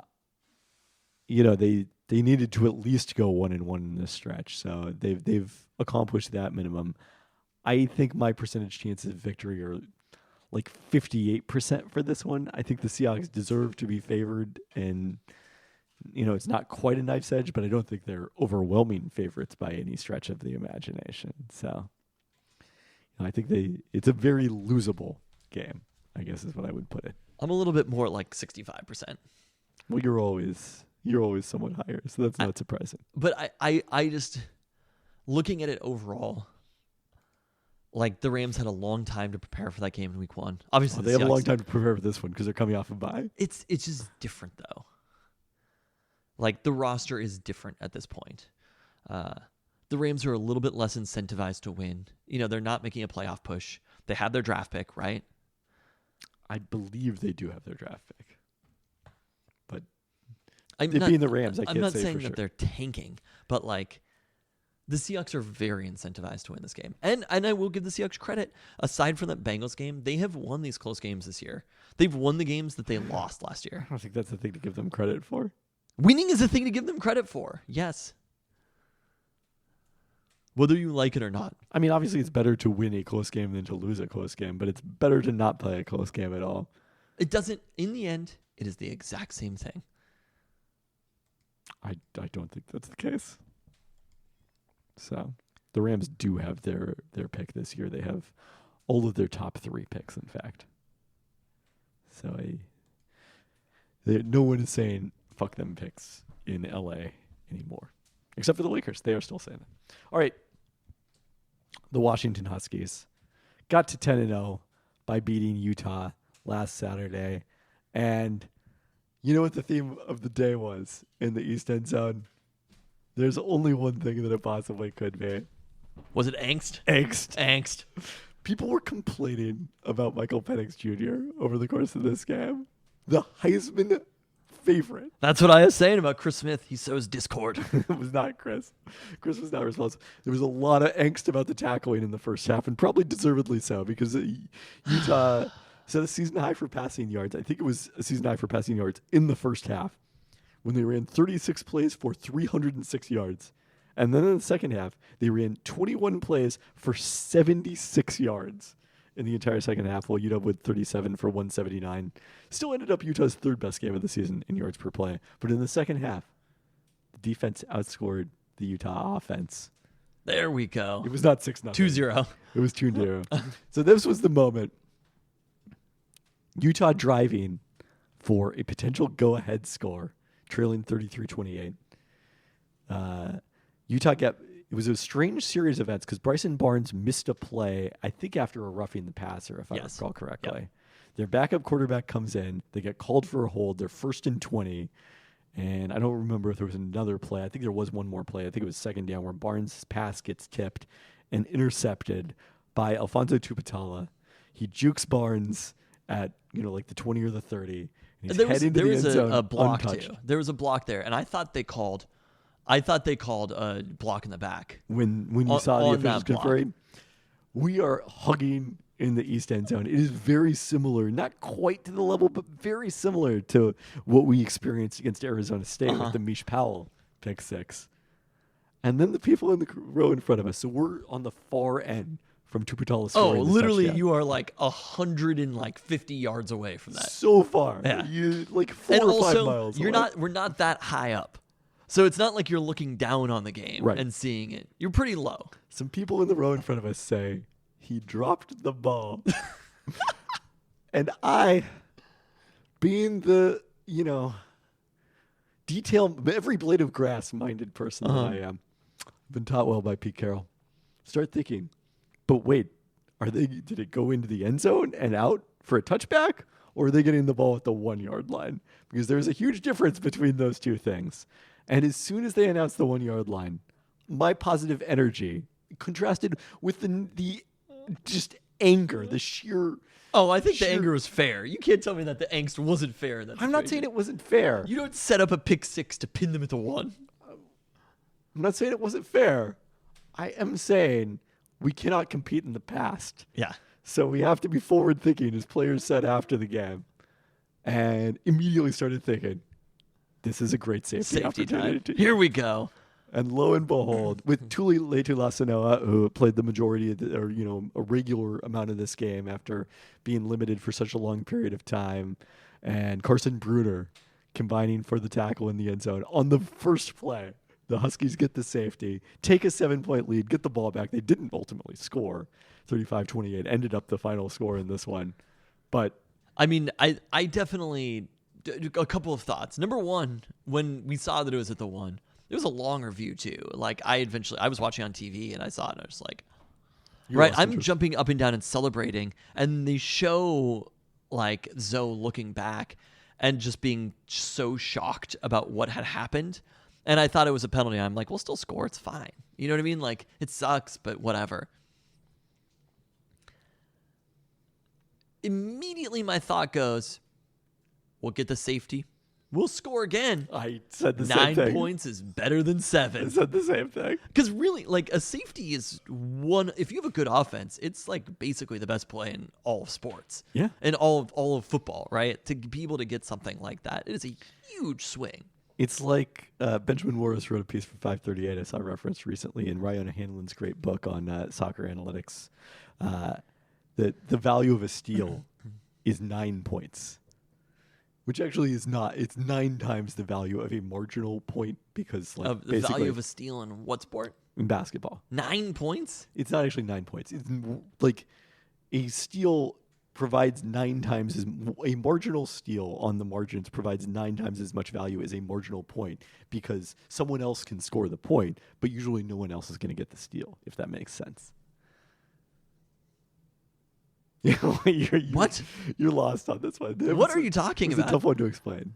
Like, a player's steals are more important than a player's points. Because to get points, you have to shoot, and someone else can shoot. But to get steals, you don't have to. There's not that same trade-off of someone else not being able to do something. Okay. What about blocks? Different because you don't automatically get possession? Yeah, not as good as steals. So are we undervaluing steals in the NBA? Oh, yeah, 100%. Like, I don't know why I say we. I don't even know. I couldn't even tell you who whatever from the Warriors is. Brandon Podjevsky. Let me tell you, he got them some steals. Yeah, next one steal, right? The guys on the Pelton players to watch list often do. But so you're saying that a steal is defensively like the most important thing you can do in the NBA? Yes. So it's not quite like, it's not actually like that. But yes, the safety, it's great. My other perspective is, why are players so eager to get rid of the football? Like, what is it about having a football? It's not like a nuisance, right? It's not like a thing that you just like are straddled with. It's not like you put a bottle of water next to Kanye West on an airplane, right? Like, there is a reality of carry the football with you into the end zone. Players are so excited to get rid of the football. It's a thing that I think about all the time. Score the touchdown, get in there, celebrate with the football. That's the thing that made it a touchdown, right? Anybody can run into the end zone. The having of the football with you is the special part about it. So why are you so eager to throw it down? It's one thing. Roma Dunze had a play where he caught a touchdown pass and like immediately threw the football away. I hate it. It's just like catch that pass, make sure secure that catch. Very excited when they kicked the extra point after that one. Yeah. Did not review it. But why? Why Roma Rome? Dunze scores a lot of touchdowns. He's been there before. Even then, though, is not scoring any touchdowns. He should have been taking that directly to the sidelines, maybe walking into the locker room just for safekeeping. It was so frustrating to have that happen. And it is one of those things I'm impressed because there is like a mental, like, you can't compete in the past, but the past definitely it weighs on you. Look, it was actually a great sign of resilience and grit. No, I was impressed. UW defense. The defense in general and you could say that same about their second half after that first half. In so many moments. It was funny because I was watching on my phone for the first couple of series and I was like, punt. Yeah, Huskies punted. I was like, oh, this is going to be the game we thought it was. And then it was like, it was the USC game broke out for the entire second quarter. Utah scored just so easily. And there was a point where I was like, literally, Utah will never not score a touchdown. Every time they touch the ball, they are scoring a touchdown and fast. Especially when they did it right before the half so quickly. Yeah. Yeah, that was a really bad situation. I mean, it was a horrible situation. So the defense being able to come back from that, I thought was pretty incredible. Same with the missed field goal. And then just like Utah had, I guess, if there were momentum, if that was a thing, Utah had the momentum in that situation, and the defense just shut them the fuck down. Boom, boom, boom. Utah at the same time, they are who we thought they were on offense. Like, it wasn't just UW's defense, if we're being honest with ourselves. Oh, of course. They had some drops. They had some penalties. Like, they just didn't play that crisp of a game on offense because their offense isn't that good. It is not. We were 100% correct to be very scared of Sione Vaki, who did nothing as a runner in this game. He had one carry for I minus called 4 that yards. ejection too, the targeting. They went to commercial right away, and I was watching, and I was like, Luca, I was like, they should be looking at this. That was a targeting. It was his brother who got ejected. Oh, interesting. I did not realize that in the stadium. No, because Luca was like, that was Vaki, and I was like, oh shit, that's huge. But it was his brother, the other Vaki, who got ejected. I hope that's right, actually, that information, because it's straight from an 11-year-old. I did not. Sione Vaki definitely did not get ejected. I can guarantee you that. I have not fact-checked this information, I want to say. But he ended up with a 53-yard touchdown catch and had another play where if he had not slipped in the backfield, it was going to be an enormous play. And the Huskies got super lucky. He slipped on that one. But the defense in general, I think you'd have to be impressed with their performance in that second half. Overall, 28 points against Utah is not exactly I would take that type of performance. I mean, it was their third highest yards per play of the season. But I definitely called that targeting, where I was like, nope, that was a targeting. Well, let me see. I can't find exactly who was called for the targeting there, but and they just like went to commercial and then came back. I don't know if you knew in the stadium that they were reviewing it for targeting. we did. Yes, they had mentioned it. So I was a little surprised that they ejected him for that hit, but not shocked, I guess I would say. Yeah, Is there no Vaki brother? Is Luca just totally wrong? Not seeing a lot of references to this on the internet here. Someone says they wish he had a twin brother so that they could play one of them on offense and one of them on defense, which sadly you cannot. I mean, you can play them on both offense and defense. The other news, I mentioned this at the top. Kalen DeBoer. I wish you had a brother so they could start a podcast. Wow. You had to rush back from relighting your fire to say that one. Kalen DeBoer said Monday he's begun conversations with new athletic director Troy Dannon about extending and upgrading his contract for a second consecutive year. Sometimes you say the quiet parts out loud. I mean, he is. 100% is the same. They just call it different things. I said Jerry DiPoto was at the GM meetings. I didn't say it was at the president of baseball operations meetings. Sometimes it's easier to just do the real thing. Here's what DeBoer had to say. Troy has done a great job of approaching me and working together to try to make sure that continuity exists here at UW. That doesn't just happen overnight, but those efforts are certainly being made, and I'm appreciative of that. Then he was asked whether he views UW as his long-term home, and DeBoer said, yeah, this is a great place. My family, I keep bringing it up, but my family loves it here. There's a lot of other reasons, too. My daughter, Alexis, a 2024 UW softball commit, as we've talked about. I guess she does or doesn't love me talking about it, but there's just a lot of things that I love about this place. This is a championship football program. I said it from day one. It's got the bones of championships. Love the way we've been accepted into this place. It's a great place to coach. Like I said earlier, Troy's trying to do everything he can to help myself and the staff continue this journey that we're on.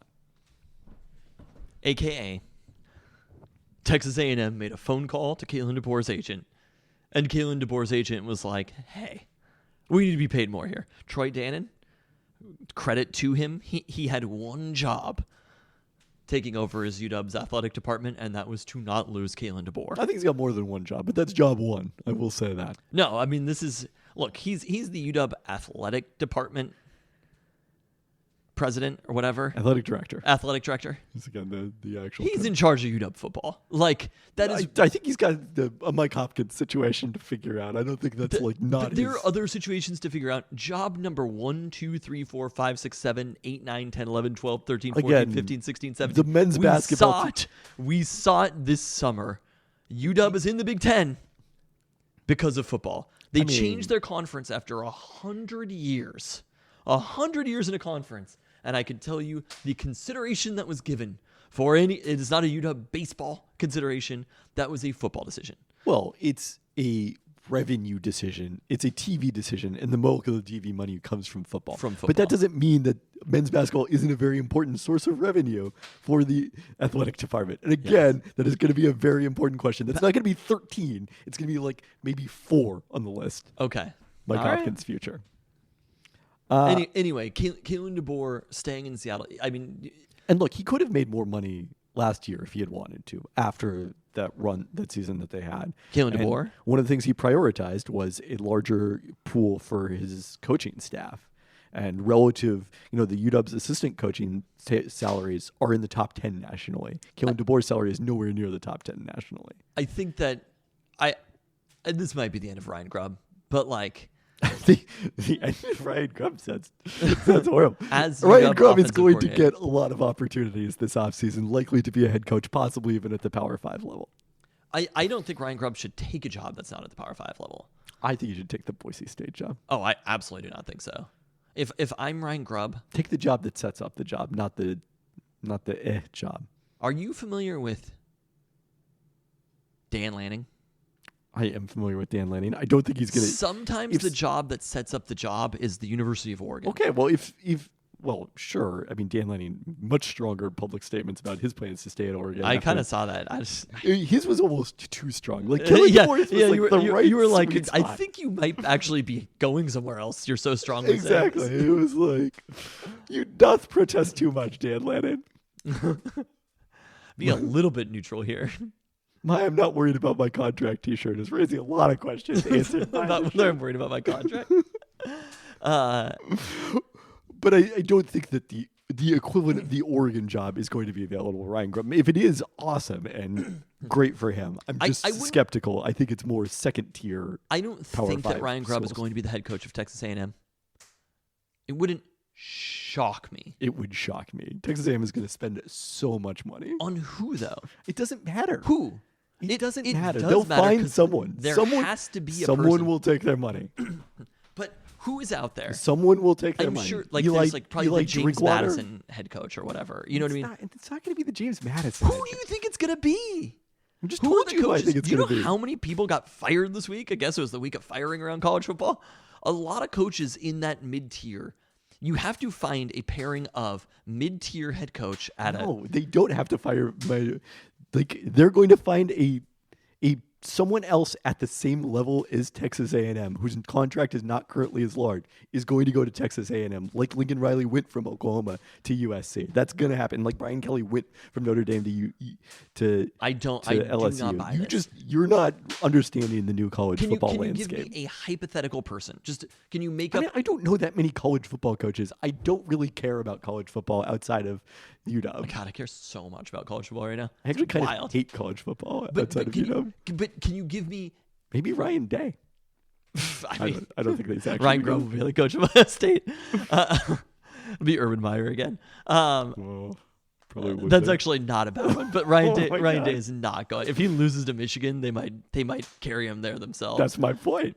Uh, You know when Jimbo Fisher went to Texas A&M from another big school. You know why? because of the money.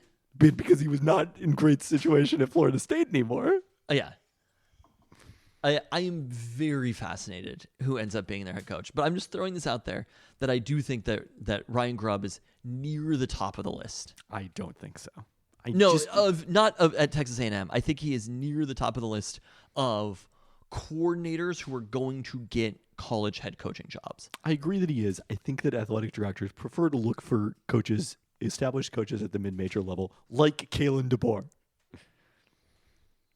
Okay. We'll see. I'm giving you an okay. We'll see.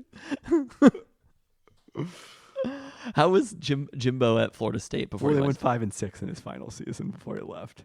So that's probably why he left. It was a full 4 years after they'd won the national championship, and 3 years after they'd played. He read the writing on the wall Gone at 13-1. Florida State. He was like, But "Fuck that's it." what I'm saying is someone who's going to read the writing at the wall where But they are. that is going to and go be that Texas. close to a national championship because Kirby Smart just wins all the national championships now. Dave Nick Saban. Like you can look back at the national champions recently, and none of them. I don't think it's necessarily going to be someone who's won a national championship. That's a little too specific. Maybe Jim Harbaugh goes there. I will tell you where Jim Harbaugh is going to be. The NFL? Seattle Seahawks head coach, replacement for Pete Carroll. I think Jim Harbaugh at some point might get sick of this shit in college. I agree. He's been suspended for a lot of games this year. So many games.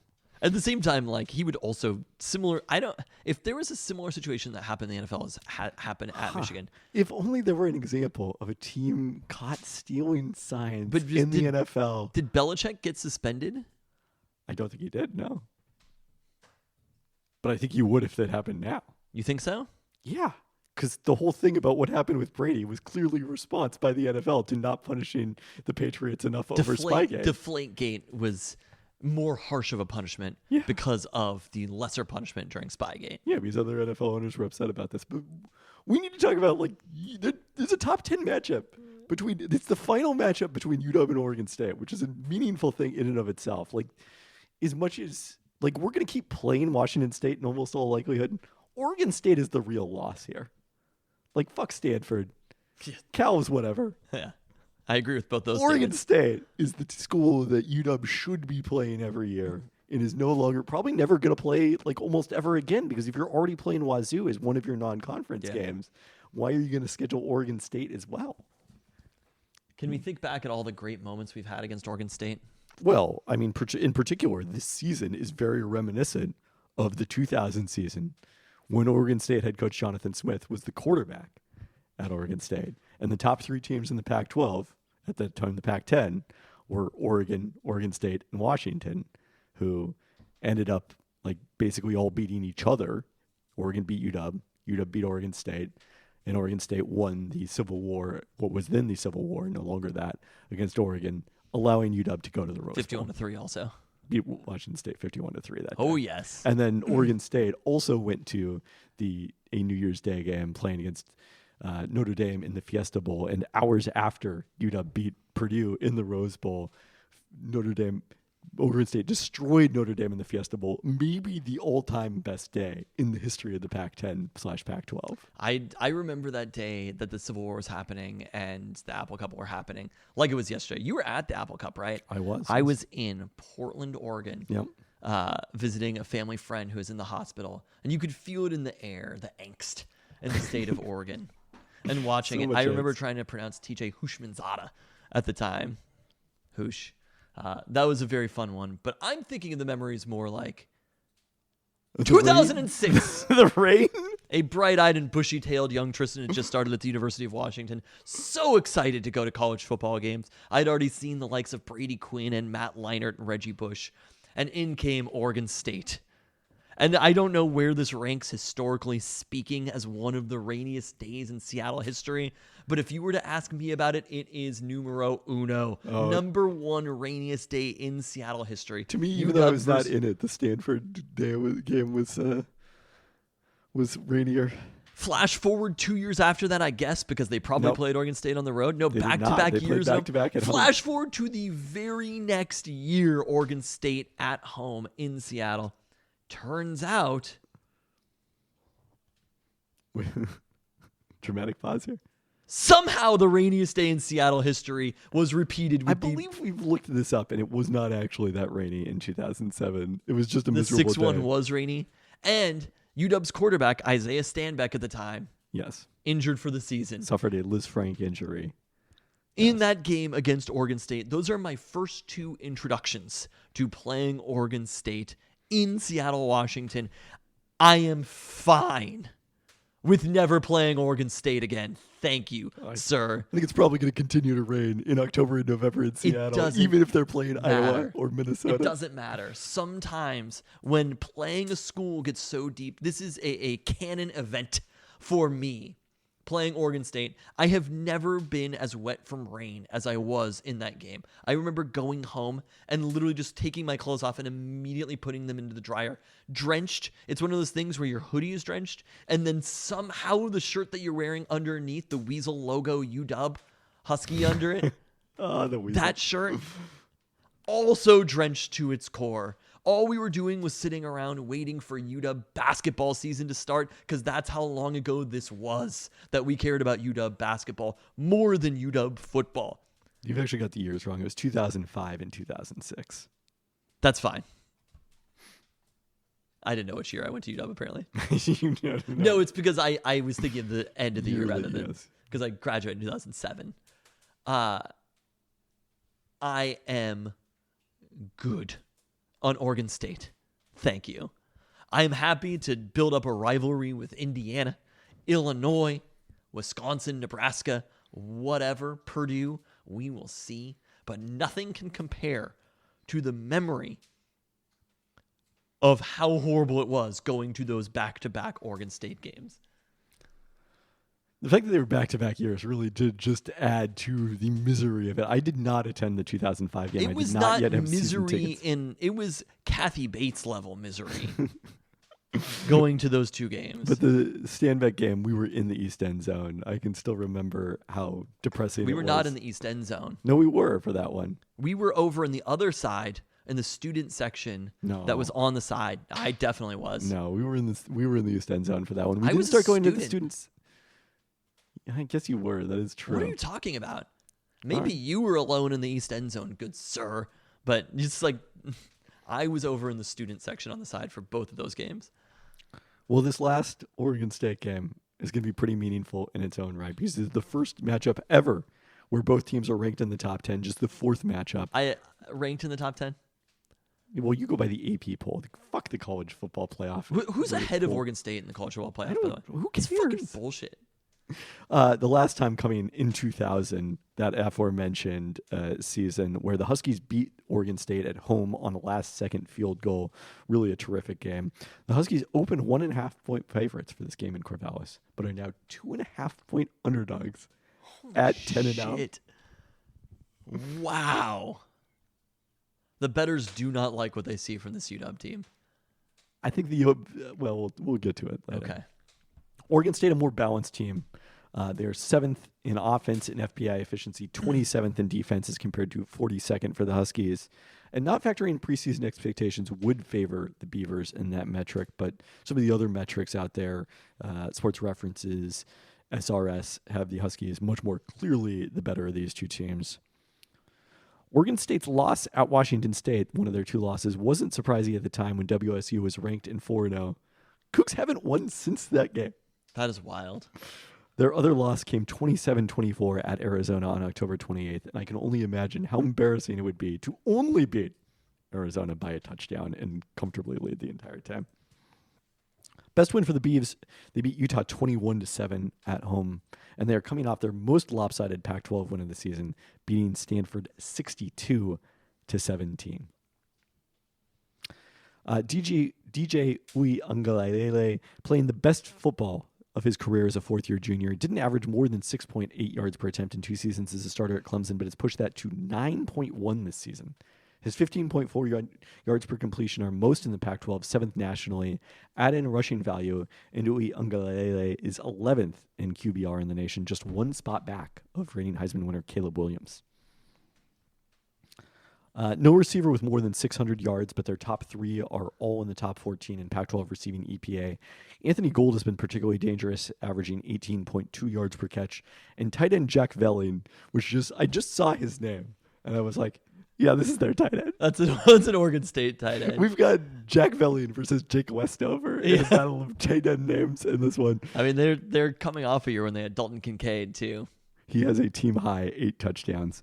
Oregon State number 3 in Pac-12 in rushing EPA per play behind Oregon and USC. Uiagalelei drives a lot of that. He's 4th in rushing EPA in the Pac-12, tops among quarterbacks.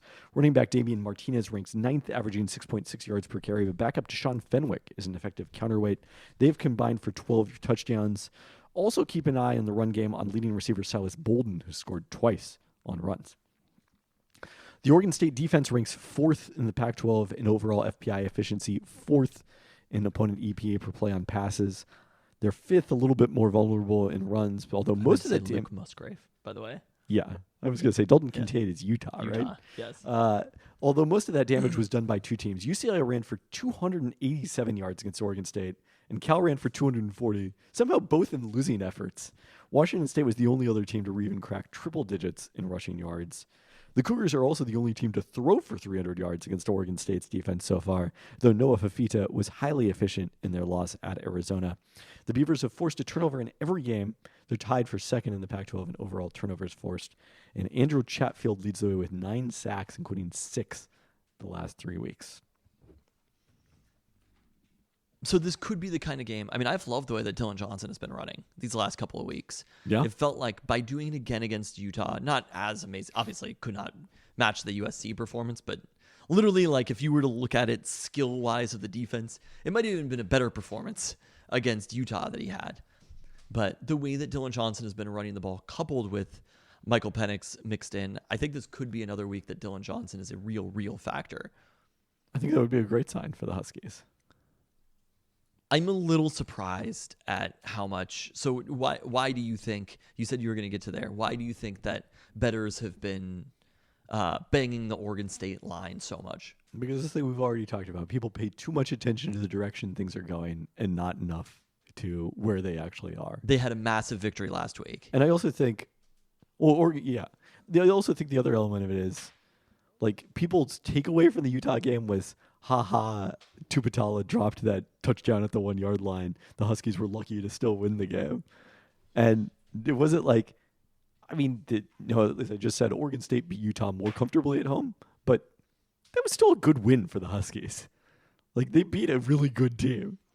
Like, it wasn't I think it's somehow been lumped into because they've played a bunch of one-score games in a row. And it's like, playing one-score games against USC and Utah, that's kind of the point. Yeah. That's very different than playing one-score games against Stanford and Arizona State. I mean, which there's I still... agree. Or maybe they were single-digit. I don't know if they were one-score. When was the last time that they didn't play a one-score game? Cal. It's been a long time. Been a while. And so I think that's kind of where people are coming from. At the same time... But, like, we have... You know what we have that accounts for all of this? We have stats. The stats tell us the Huskies 10-point should be victory favored against USC as well. Like, I think there's a reality of this that you can kind of explain all of them individually. And if UW plays the way that UW can play, that statistically they have played, they're a better team than Oregon State. Like, Oregon State hasn't played a truly great game this year, and especially at a particularly high level. I look at it and you're like, it's not necessarily the same as the rest of the teams at a super high level, like who are in that number 11 range. They don't even really have a good win, do they? Like the Utah one is their good win, but their 2 hardest games of the schedule happen to be the final 2 games of the season. There's nothing that you would look to that you'd be like, oh, wow, Oregon State did that. They're kind of the number 10 team in the country based upon attrition, a little bit. I mean, they're a little lower than FPI efficiency. They're 13th, but of course the Huskies are 10th in that ranking. The other, by the way, potential difference in this game, Huskies special teams continue to be really effective this season. No, Grady Gross, I'm like, damn, you're my dog, Grady Gross. Having a steady kicker, knock on wood, in college is a huge thing. And then the return game, Daniel and Nagata had some pretty impressive kickoff returns on Saturday. Oregon State's fairly average in that 65th. Where does Oregon State's defense rank vis-a-vis Utah? Oh, they're not as good as Utah. Utah's still the best defense in the Pac-12, even after getting fairly torched by Michael Penix Jr. It was like Michael Penix Jr., he's had so many games that he's torched teams and hasn't actually played that well. And I think we're still waiting for the week when the Huskies really put it together this season. I mean, we're not, because it was the first few weeks of the season. They did put it together. Like, I know a lot of teams have beaten Michigan State that badly, and Boise State. Like, they have a coaching opening because Andy Avalos got fired. Yes. So it's not been a great year for them. But that, like, you just can't play much better than UW did in some of those games. But since then, I mean, even like the Oregon game, you'd have to look at that and say, like, that was the kind of game that one or two things go differently, and UW wins it by 2 scores. Although, the thing you can say about the Oregon game, they pick up 1 4th down, and UW loses. No, it was the single best win by any school this year. Around the country? Yeah. I mean, they're the top-ranked one-loss team. Exactly. It has to be true. I mean, maybe one of those losses came on the, a team got that win on the road, but is it roasted at home? But was still. Bama at home against Texas? I think they were, because I think last year was in Austin. It is definitely like it's a little surprising. UW is ranked number 5 because they are UW. Like, that is part of it. If everything that everybody says, all the words they say, the close games, all the other things. No, it's because of the Arizona State and Stanford thing. I do believe that. Florida State does not get punished for close games in the way that UW gets punished for close games. This is because They're we not are close games against Arizona State is just a bad team. Like we talked that ourselves bad team into just beat UCLA last week. Yeah, I guess so. I don't. But what was the final score against Utah the week before that? I am telling you right now, it is because they are in Seattle, fucking Washington, and we are not in the heart of college football. Like, I'm talking about the difference between 4 and 5. Because again, you say that they have the best win. Who is Florida State's biggest victory against? What is their like resume? They're playing in a bad ACC. Florida State just doesn't have a win like that, and we are being punished for it. But they're number 4 in FBI efficiency, and UW again is 10. I think Oregon State is maybe a tad overrated right now, and especially by those bettors. I think that Oregon State is a tad overrated. Like, this is still Michael Penix Jr. coming into town. This is still the UW offense. This is the UW offense with a run game that is on fire right now, 2 weeks in a row. I don't know if it was on fire last week. He was very strong. Against Utah? What was he at? Like 20 for 120 yards? That is this UW. That is the run game being on fire against Utah. Like, that is a good defense that they did that to. And Michael Penix dealt with a bunch of, there were wind factors, there were weather factors. I don't know what things are going to look like in Corvallis this weekend. I did look up tickets to in Corvallis just to see what it would cost, and they were pretty steep. Really? But, Interesting. I mean, it's a tiny stadium. Yeah. So, like, what was DJ at? 23 for 104. That is a good game, being over 100 yards against that Utah defense. I think UW is going to play more aggressive in this game. I think they're going to score points. And I think that if UW is scoring points, it puts so much pressure on the other team. It puts so much pressure on Oregon State, and we've seen it over and over and over again. They were down at the half against Utah. They fought back, and they scored. Like, I just, it is very hard for me to see them, unless they are playing Oregon on a neutral site, to not be favored in a game. And I think that they're better, and I think that this is the week that they actually put it all together. Well, better be. I mean, this is it. Like, but I'm saying that they put it all together in a way that it's not like they won, but it was weird. I think they can win a game. I don't think there's any such thing as a, like we said this about USC, there's no such thing as a bad win at this Oregon State team. No, I'm not saying that there is. But I think I can feel it in my bones that this is the week that UW is just like, shut the fuck up about us. Like, we are undefeated for a reason. This isn't a, like, we're scraping by. This isn't like the fucking Pittsburgh Steelers. This is a team that is an elite level team with experienced players who are undefeated, who beat Oregon. And I think they are ready to show people that. I hope you're right. They're an elite offense. And the special teams is pretty strong. Whether the defense is good enough to hold up its end of the bargain against a very good Oregon State offense remains to be seen. It's just a little bit of playmaking, a couple of stops, and they are off. Things can turn sideways formula, with an offense like that.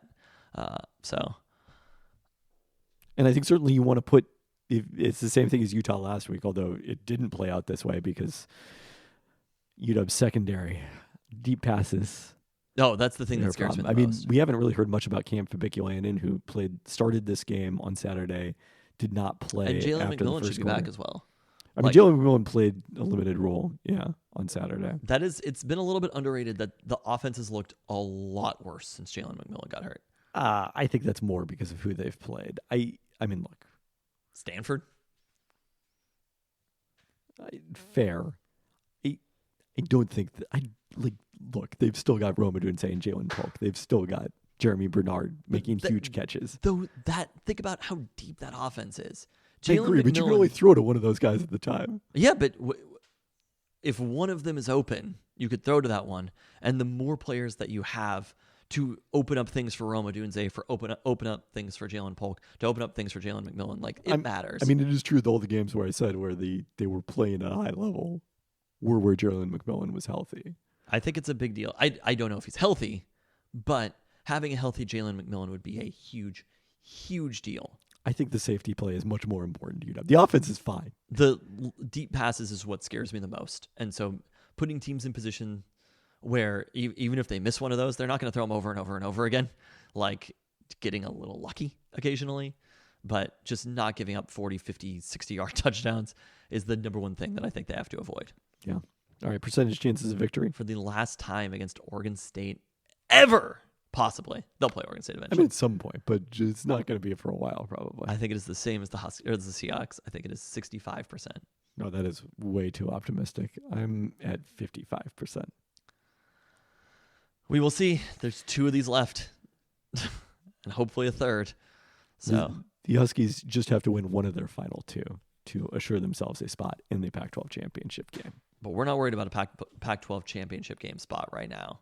We are thinking bigger than that. So every game matters in a huge way. I love that this is a top 10 matchup, UW versus Oregon State. I love that it's a chance on ABC to go out there and prove themselves. This is a primetime slot, 4:30 p.m.